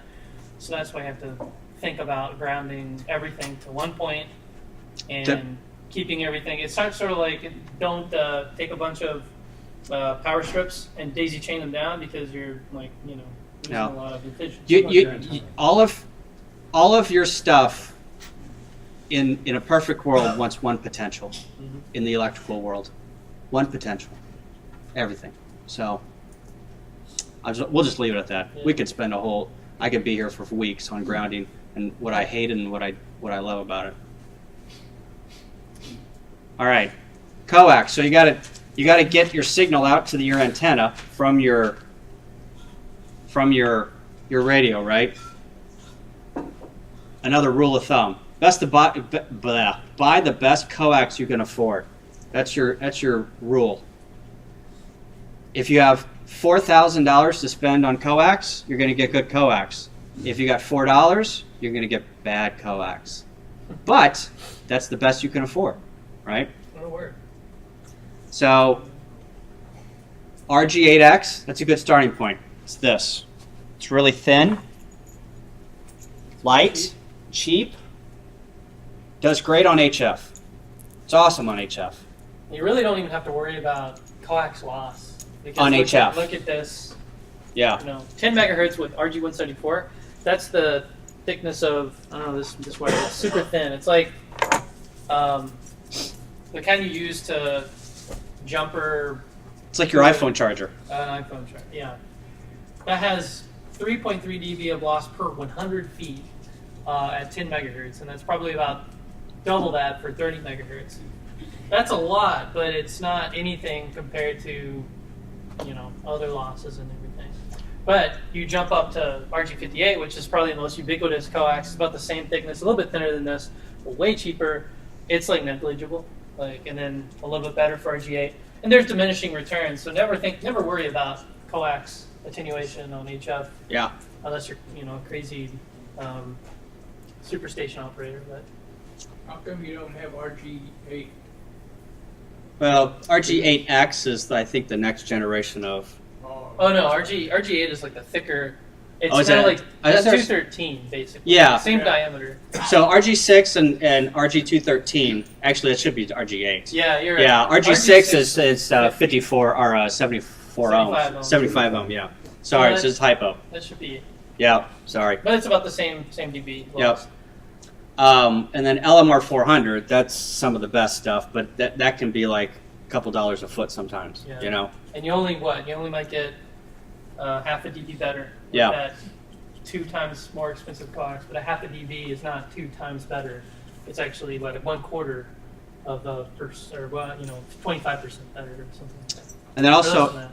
if you're going to solder your own ends, get good quality ends, right? Ask somebody in the club what a good quality end looks like, and they'll show you. What If it's- power? So they can 1,500 watts. They can go up to 1,500 watts. No. What power soldering iron do you need? Oh, you can get a 75 watt. You can get a 40 watt powered soldering iron. Yeah. Just I would go to a Hamfest and pick up a soldering gun, like maybe I think I have a 90 watt, and it's like a pistol type one, and it's pretty small, pretty compact, and it's super great. Yep. But you can get away with it with a chisel tip soldering iron. 75 watts is probably a minimum. I have a 25 watt iron. I've done it with the 25 watt iron, but you run the risk of melting your coax before you actually melt the solder. we had a coax issue at I don't know what QSO party it was, and I had a 40 watt in my thing, It was and in Illinois. and I come up behind Sterling, and all he's doing is saying this soldering iron, blah blah blah, blah, and because he couldn't get it hot enough. Watts. I'm like trying to hold it. I think had a lighter, and I was trying to burn the iron with the lighter to get it hotter. It was so bad. What? Yeah. Rosin core solder only. Yeah, rosin core. Yeah. Don't use the plumbing solder. Yeah. Don't want pipe solder. Right. Rosin core. So antenna tuners. So you don't have to have a tuner. This is optional, right? I've got a tuner up here that we're going to put together. But this is a tuner. They make them big, small. This is one of the smaller ones. Got 2 inputs. One for your antenna and one to go to your radio. You don't have to have this, right? The way that, or the reason why you don't have to have one of these is if you have resonant dipoles or you have a resonant antenna and it's resonant on that frequency, right? So whenever you guys took your test, I'm sure there was a couple questions about resonant dipoles and how big a 40-foot or a 40-meter antenna dipole was, how long a 20-meter dipole was. So you can cut it to length and it's resonant. You don't need one of these. But if you're lazy and you just want a random wire, Yep. or G5RV, or what's a couple other Zep, Wyndham. Zuka, Wyndham. Well, Wyndham, I think those are a little different. Mine are not resonant. Well, Wyndham, yeah, you're right. A Wyndham isn't a resonant antenna, but I think an off-center fed antenna. But anyway, G5RV is a really popular antenna, which is actually a really awful antenna. It's a very, very poor radiator of an antenna, but it's really popular just because you can throw it up in the air and you can use a tuner and it will tune it. Doesn't mean that it's super resonant. It doesn't mean that it's efficient. What that tuner is doing is faking the radio into thinking that it's looking into a 50 ohm load, but actually that load is like 297 ohms or 65 ohms or something random. And what it does is match the antenna resonance. So it helps your radio, helps you put out more power, but you're losing that power in heat. Yep. You know, any SWR loss, say if you just plugged an antenna into your radio and you got a 3-to-1 mismatch, you're losing half of your power. And if you put an antenna tuner in it, and you get a one-to-one match, you're still losing half of your power, except that power is getting sent back up to the antenna, and then it gets reflected and back up, and reflected and back up. And what's happening is that signal is just bouncing between the connector and the antenna and the coax, and eventually it dissipates as heat. So think about that. But it makes it easier, makes your radio happier, to use non-resonant antennas. A happy radio is a happy RF signal. So, are there any multi-band resonant antennas you can use? Yeah. That you can use the terminal still? My favorite antenna is an off-center fed dipole, and it has a 200 ohm input impedance, which means you use a 4-to-1 balance to get it to 50 ohms. You divide 200 by 4, and it's not exactly super resonant. You might need a tuner to help it out, but I've had one where it was resonant at 40, 20, it's 80, 40, 20, and 15 and 10. And it was designed for 18 or designed for 80 meters. It's a really long dipole. It's kind of a fancy property of antenna, because a dipole, you have two pieces of wire and the feed point's in the center. But off center fed, you put that feed point about 3/4 of the way or a quarter way down the antenna, changes the input impedance, but you get these like cool resonant points at harmonics of 80 meters, so 40, 20, 50. Yeah, sure. Yeah. You want this? When you have a resonant antenna, multiband antenna, the usable frequency where it's 1-to-1, where it's matching, is much more narrower than a resonant dipole made for that frequency. We'll get to some of that. So yeah, there's a whole other thing. So tuners, $50 to $100 used. A lot of radios have them built into. Yep. More higher end radios. Okay, talking about the transceivers with the built-in tuners, is there advantage to having an external tuner as well with that transceiver? No, not necessarily. In one case, I can imagine yes, but that's only if you're using like an amplifier, like a full 1500 watt amplifier, because you want to put your antenna tuner at as close to the antenna as possible. You don't want to rely on an amplifier to match the antenna, because then you're wasting energy in the amp, and that's a lot of energy. Things can go really bad. But if you have an internal antenna tuner, you have no need for an external antenna tuner, except for another case where if you're running a really, really bad antenna, the internal antenna tuners in most radios can only match around 3 or 6-to-1. So it can work with most things. I had an IC746 that could match my gutter on my house. It was okay. But a off-board antenna tuner will tune a much wider range, much higher impedances. This will tune anything 11 to 1 or below, right? It's pretty bad. Like Sterling said, you could probably hook this thing up to my copper gutter in the city and probably tune that thing.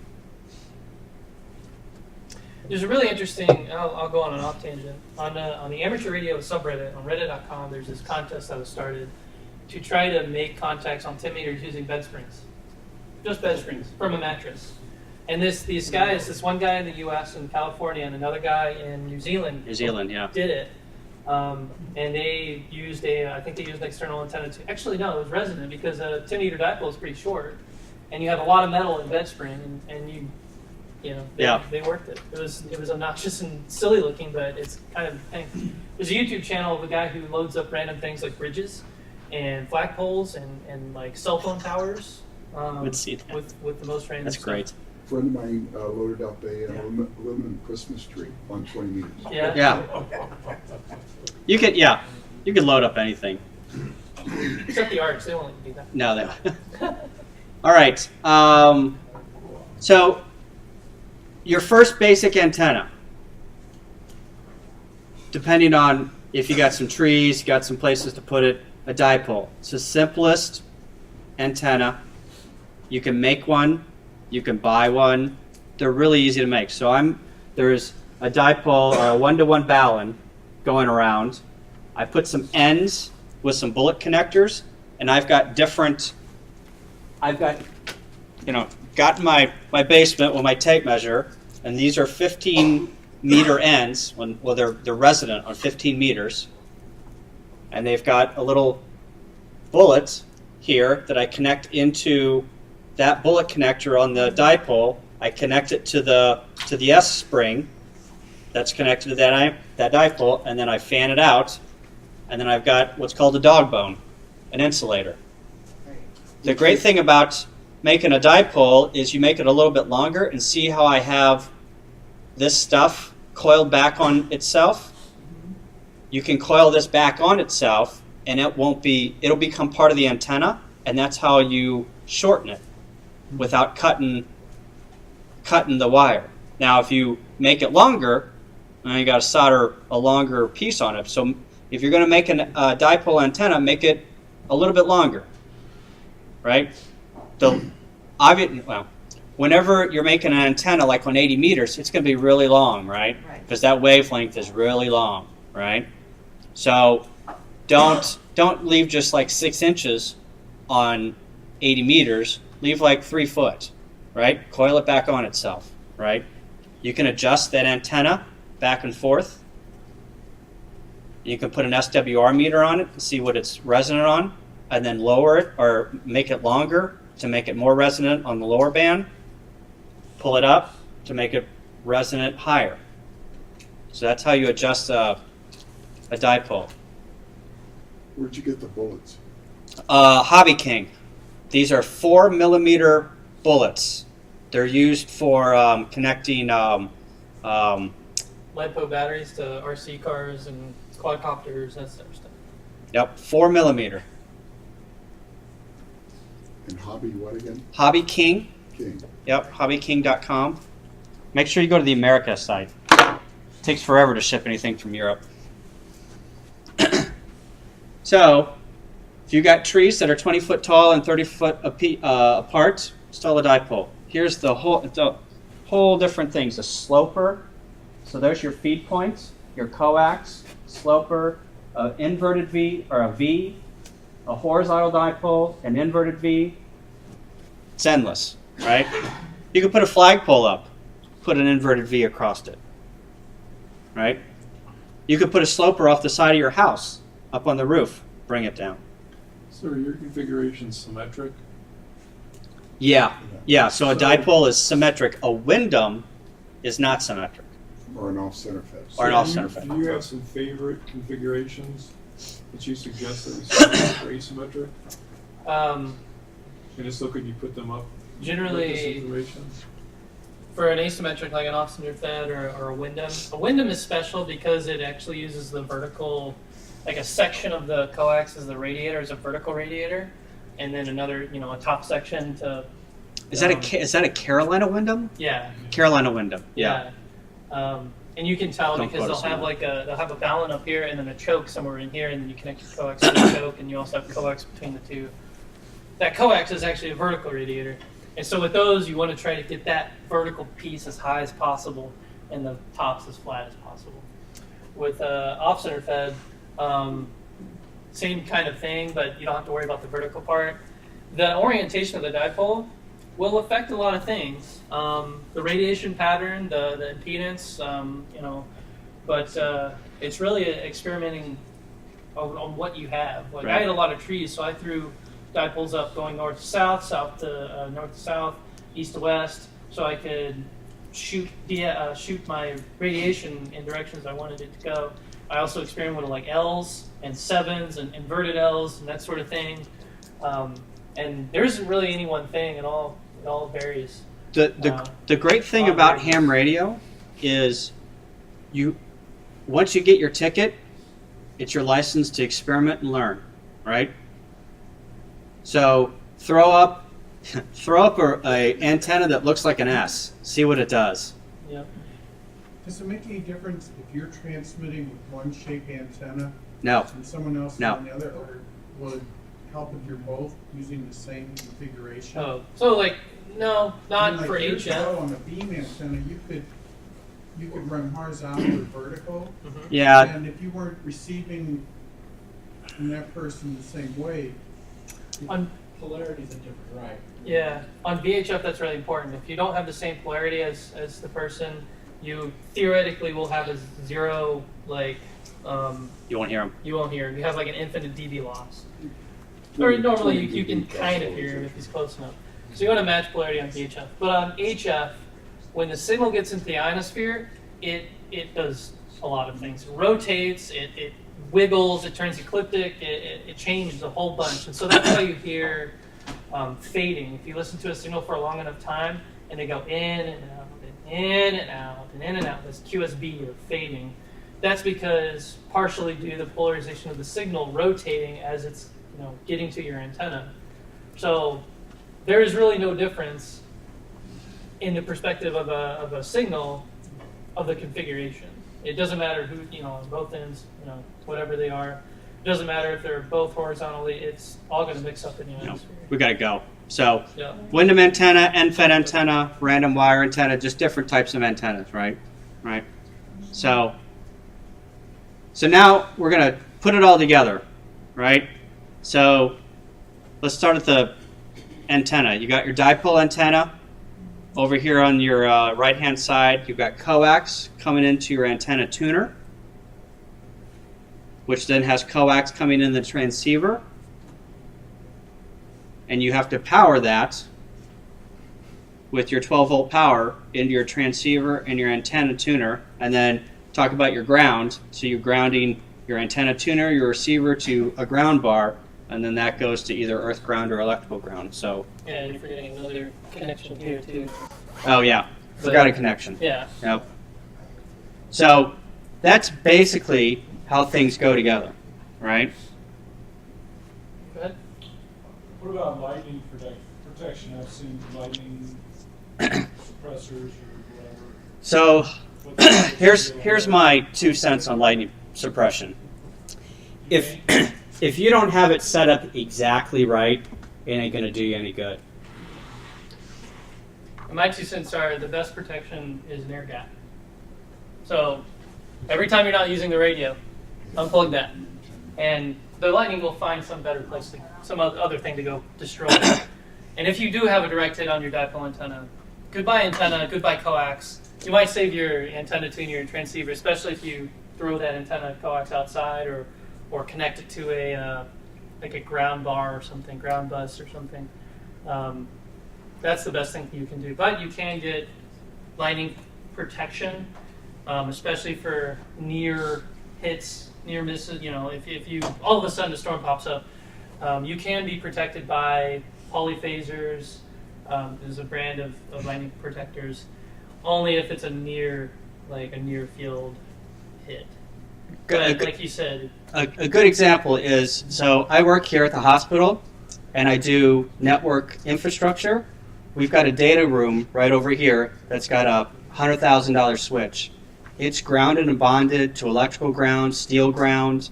It's got professional NEC grounding and bonding put together, by us, by contractors. Lightning hit this roof, took out the $100,000 switch. We've got lightning protection around the whole perimeter of this building. Didn't do one thing. Was it connected to metallic phone lines? No, because we ground all of our phone lines that come in. But no, it comes in fiber. Okay. Yep. So. The grounding and all that, polyphasers and can't think of the other names and all that. Alpha Delta, they protect you from your antenna picking up the energy from the lightning. If you get a direct hit, poof, it's gone. Yeah. Yep. Okay. So we're gonna do a quick demo. Granted, I'm just gonna put together this stuff, and I was gonna show it up on the screen, but I don't know if I'm gonna be able to do it.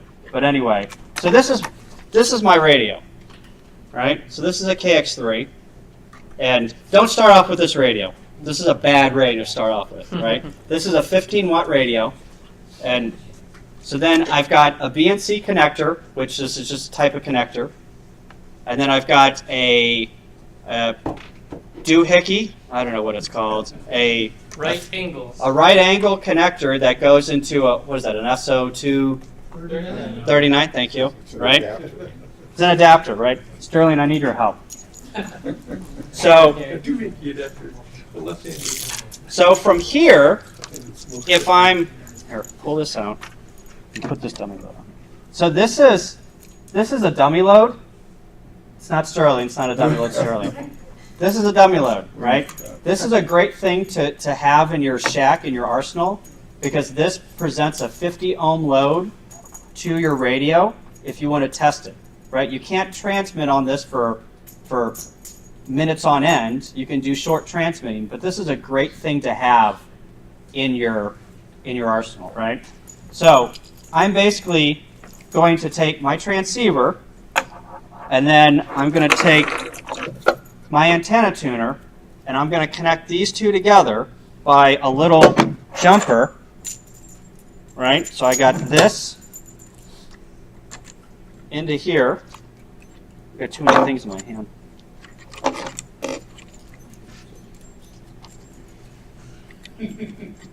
Doing this under pressure, and I can't.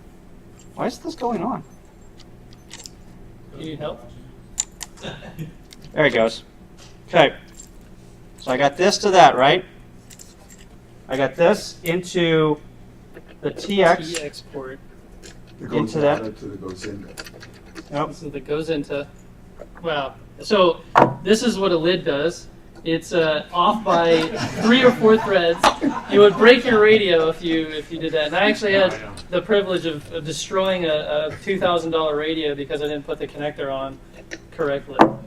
All right, so then the coax goes into the antenna. Talk about port. a lid. Yes, that's your job. The coax goes into the antenna port. That goes to the antenna, and the antenna, the dummy load, and then your well, power that's supply. the antenna stuff. So there is a power in, right? Here's my power supply, and so you always want to take a fuse. You always want an inline fuse on both your positive and your negative, right? And then the great thing about, I don't know if these were invented for ham radio. Somebody tell me the history on Anderson power poles. Power Pull the World. Power Pull the World. W4B something, I don't know what. He said it on a YouTube video. But anyway, these on the end are called Anderson power poles. These are awesome. They're quick disconnect connectors. You can't put them on black to red. They won't go on. But you can put them on red to red and black to black. And they're cheap too. They're cheap too. You don't have to have these. You can put your power supply, you can plug it directly into the power supply. Think of this as an Astron power supply. It's just a battery, right? And it goes directly into my radio, right? Power supply, power.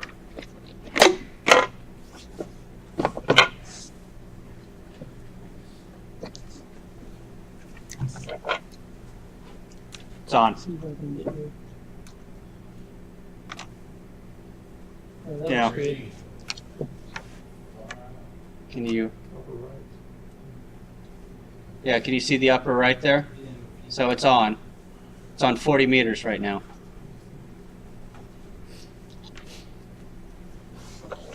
So you're probably asking yourself maybe, all right, so I've got this power supply, right? I got to power a radio, I got to power an external antenna tuner, I got to, power something else. I didn't bring the Big Daddy, but you can get these connectors with Anderson power poles, and you can plug your power jack into this one, and then you can plug your antenna tuner into this guy, and you can plug your transceiver into this guy, and you can plug something else into this guy. Make sure you fuse this, your connections. But Mountain West Radio, West Mountain. yeah, Or PowerWorks. Or PowerWorks makes basically it's like your fuse box in your house. It's a power strip for power So poles. it's just a distributor. Yeah, it's just a distributor. They make them. You can. Cool. West Mountain Radio will be at Winterfest, and they're going to be speaking on those in their forum. They make the rig blasters too. Yep. So they for $50 you can get one of those power strips and Thank you. You could run a whole lot of things, but Yep. these are maybe 10, 20, 30. yeah, I think that was like $7. Yeah. Yep. Red Candy at Hamfest. Yep. Let's see. I know that we're running out of time. Yeah. Sorry for the dumb Yeah. question, but why do you fuse both positive and negative? Obviously you want to fuse the positive. You always, if you get a surge through the negative, you want to fuse that. I forgot why. In a car, it's important. Yeah. Because But I've seen it in a lot of places and I never understood it. So here's my golden rule: is it's easy to fuse stuff. Sure. I just go ahead and fuse it. Yeah. Be safe.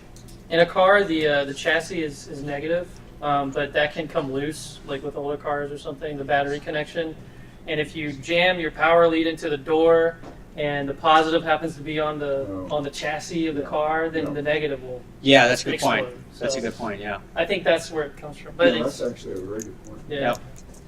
So here are some things that you might want to consider as you get farther down the road. So let's say you want to get coax out into your yard, but you don't want to drill through your house. I don't have any experience on this, but whenever I saw that on the net, I'm like, oh, that's kind of cool. It's a window pass-through. It's got coax on the window. You shut your window down on it, and you can shoot coax out your window. I don't know if it works. Here's a picture. You can. Does anybody have any experience with those? No? All right. Anderson It works Power. in theory. Yeah, it works in theory. Anderson power poles. So you can get some Anderson power poles. They're cheap. You can crimp these on yourself. They just slide in, and once they're in. This ain't coming out. So you don't have to have a crimper. You can crimp it yourself with a pair of pliers. Yeah, you can also solder. Yep. An AM radio. Why do I have an AM radio in my shaft? An AM radio RFI. will. So let's say I've got a bunch of crap going on, and I've got on my waterfall, or I hear a bunch of stuff on my radio that I can't. It's I've got S9 worth of noise.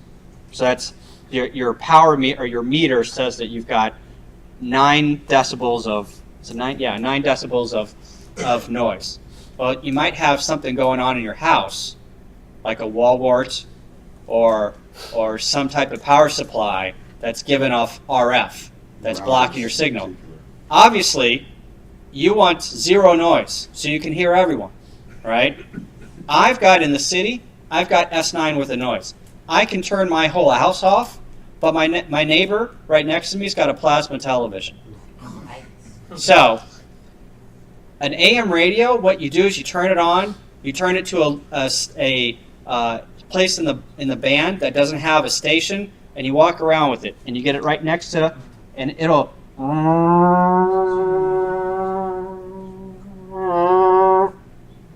There's an issue. So the new LED bulbs, the ones you buy at Menards or they're really cheap. They're like $3 a piece. The little transformer that takes the AC and lights changes it to 5 volt. They will put out so much noise sometimes they will interfere with everything in your house. And one good thing is you put them in your garage door opener. The garage door opener won't work anymore. The receiver won't work. So I learned the hard way. So if you have, let's say you live on, 5 or 6 acres, right? And you've got your nice dipole up, and you've got S7 worth of noise, and you're out in the middle of nowhere. Probably need to go fishing for something that's putting out that noise. I have no chance because I live in the city. But that's why I got this. I work portable. Go out to the park. Power distribution. That's rig runner, an SWR meter, and then that dummy load that's on the end of that coax. So let me ask you a question. Yep. Is it legal, like in contests and other things like that, in your situation, if you got noise at your receive site, could you use an SDR receiver from another location that's on the web or whatever to hear the contact that you're talking to? Yeah, I was mentioning that. We should pull that up and. Yeah, I've got 2 more slides. Okay. I want to see it. Let us hear. Everybody wants to see it. So other miscellaneous equipment. So I already talked about SWR. Coax seal. So when you put your antenna outside, water's gonna get into it, right? get yourself some coaxial. It's over here. Where do you get that these days? It's cheap. You can buy it on Amazon. It's cheap. It's like $7 for a roll. Put all that stuff on it. This is what I do. All my outside antennas, I've got coaxial on the outside of it, and then I get some liquid tape, and I coat the outside of liquid tape. Thing's waterproof. Never use electric tape. Yeah, never use electric tape, right. Because over the years it'll come gooey, sticky, gross mess of tape that's impossible to get off without tarring your hands for like Yep. a week. So, And then some things that I've seen mixed issues with this, but the clamp-on ferrites mix type 30, mix 30 or mix 45, those can keep RFI out of your shack. So you might want to experiment with those if you're getting RFI back in. A multimeter, obviously a dummy load. So these clamp-on ferrites, they're what you see on the ends of like USB cables. Like you said, mixed reviews. Sometimes they work, sometimes they don't. But if you're really troubleshooting, like your USB sound card interface isn't working, try snapping on a coax core. It might take care of the RF getting into it. You have a question? I was gonna say a few things. First of all, on the dipole situation, if you have a situation where you don't have trees or your trees have so many branches that it's hard to hang and they're very deep, always the option telescoping. The telescoping antennas are always an option, and if you don't want to go big on money or you want something right away, go down to Home Depot or Lowe's and get one of those Mr. Long Pole. Mr. Long Arms for a 24-foot one for like almost $50. I got a 30-foot long. It's called a jackite. Fiberglass pole on Amazon. I think they sell for like $50. That's not bad, and you could put. Do you make that a permanent station? Yeah. And it can hold a decent good. It can hold a dipole, right? Or a full-size dipole with a. As long as you don't weight it down too much. That's what I'm lightweight. Right. Or vertical antenna. Oh, we didn't talk about verticals. Very All right, this is the coolest thing ever. This could be a little dangerous. It's on 80 meters at 9 p.m. Could be a little dangerous. 16's not too bad right now. So, let's say you don't have any money and you want to listen to HF. It's a perfect way to get on. You can't transmit. You can listen. This is a great way on showing or listening to the bands and seeing what the characteristics of the bands are during the day, during the night, listening to a net, listening to a single sideband, listening to CW.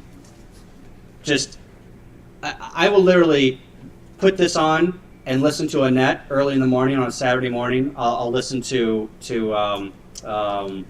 mid cars or south cars. It's a net, and I'll just listen while I'm cleaning the basement or something. It's websdr.org. www.websdr.org. There's also sdr.hu. Yeah. So what we are seeing physically is the same thing we were talking about earlier, those purple waterfall displays. Go ahead and turn it up a little bit. See if you can zoom in on a guy who's talking about the weather and not his ailments, preferably. I could probably, this is dry. Yeah, this probably be done by like midnight. So what you're seeing is a receiver somewhere in, I don't know, California? Or Minnesota? I don't know. It's a remote receiver. He puts his radio, plugs it into the computer with it's an SDR, so it has very wide bandwidth. Plugs it in the computer, sends it out over the internet. You can tune this little yellow thing up and down to tune in a signal. Right here we have a person tuned in. They're rag chewing. They're talking about whatever. And I wanted to demonstrate what it sounds like if you're off frequency a little bit.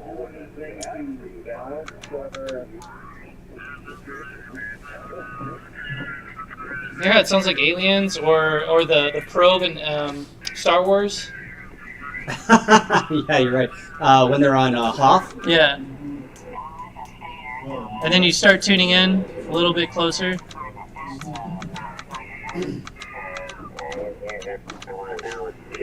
For sure. Yeah, I got it all. And there I am, right, almost at 3840, and then it's 0 beat. It's tuned in. What if I tried listening to the upper sideband? Notice that yellow thing just went to the right side of that center frequency. I'm going to try to tune in that signal again. I can drag this.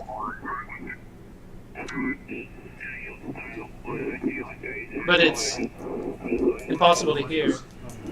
You notice there's a lot of high frequency sound in this, and this should be a dead giveaway. You're on the wrong sideband. So you flip it. The upper end of the band is moved of your signal is Yeah. It's not a steady 3 kilocycle band. Well, it's still 3 kilohertz. That's the width.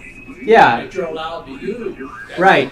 But if you're talking, it may not go all the way out to 3 kilohertz. Right. Yeah. That's correct. Yeah. Most of your voice. Yeah. Most of your voice is pretty low. Like for males, they're pretty low frequency. Females have a little bit higher voice registers. But if you hear this, all that lower frequency sound is really high pitched. That means you're inverted. So go back to lower sideband.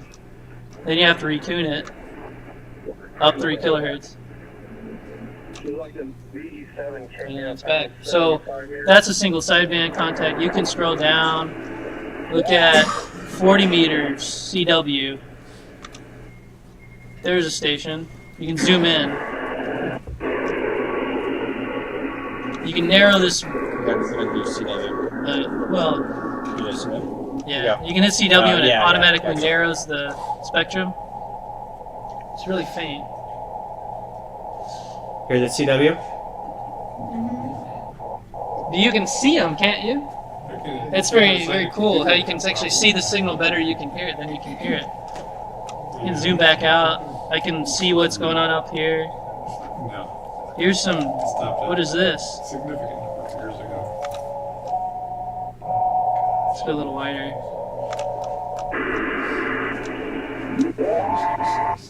That's PSK 31. And it's kind of chopping out, but.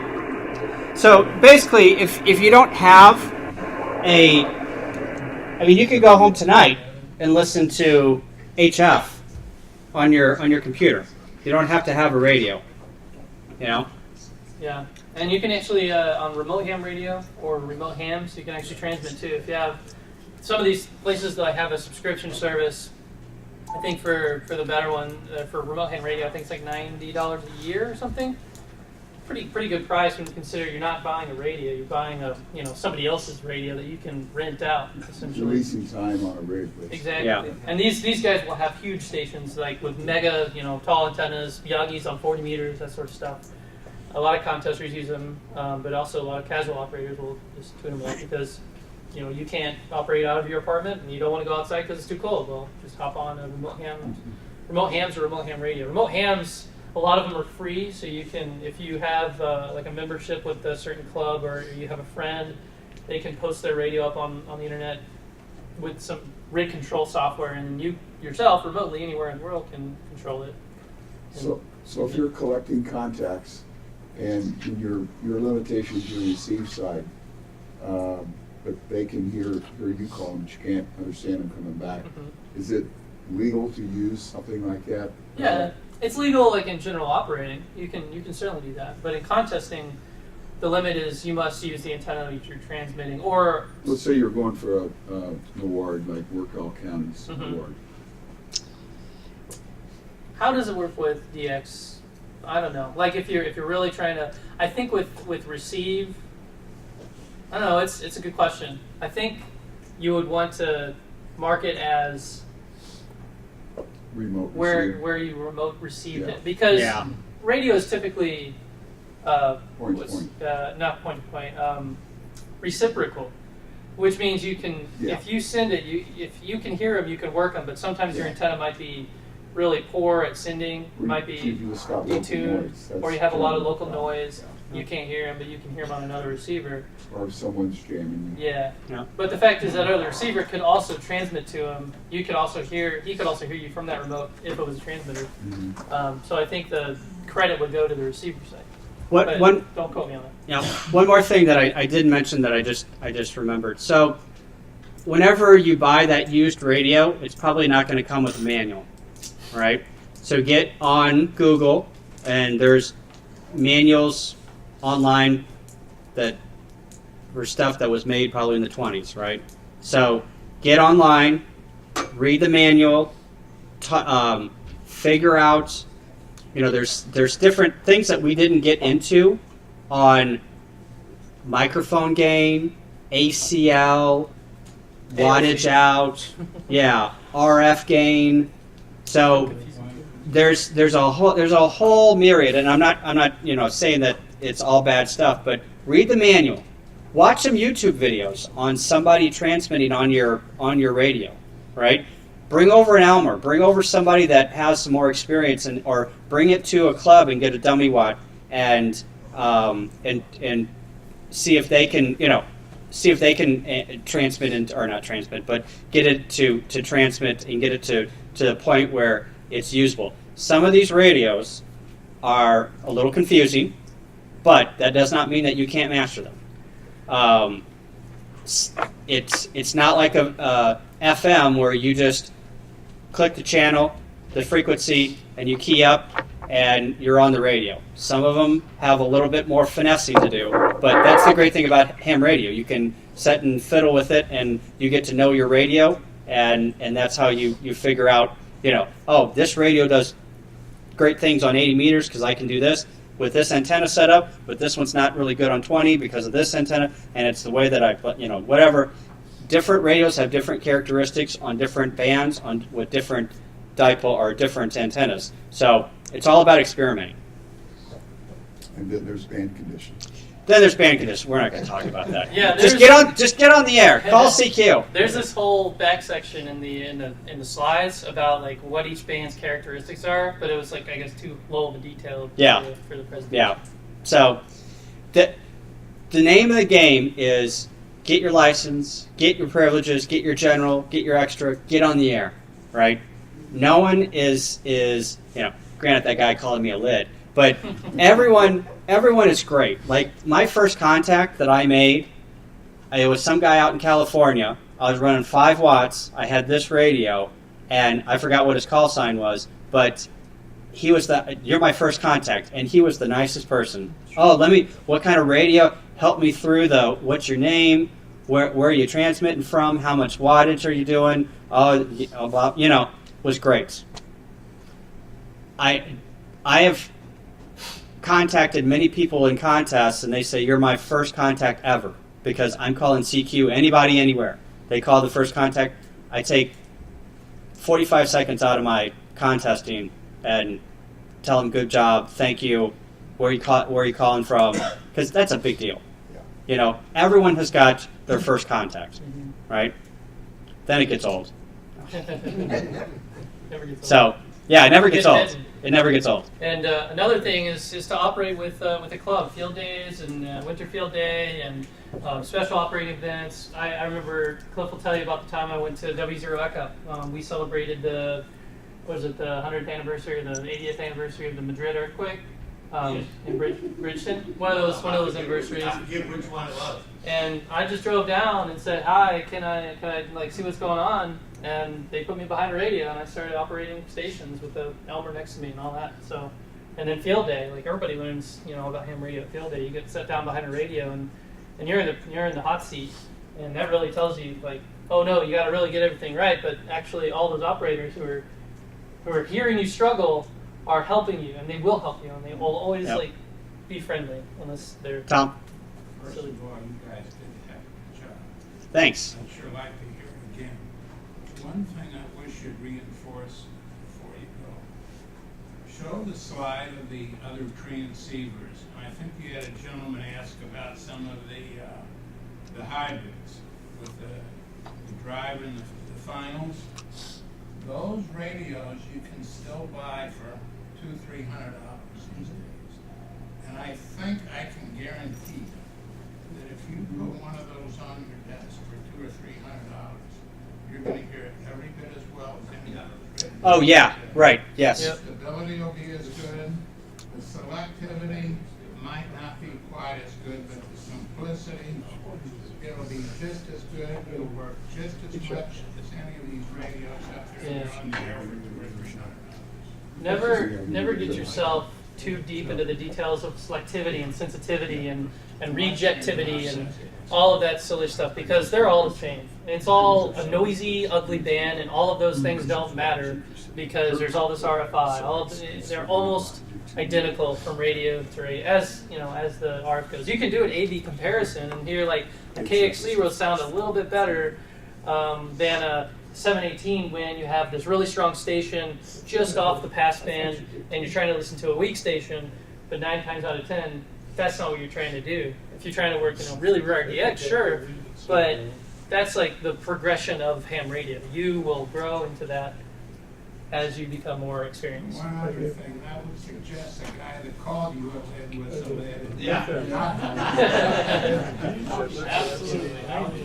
Absolutely. It's a fun time.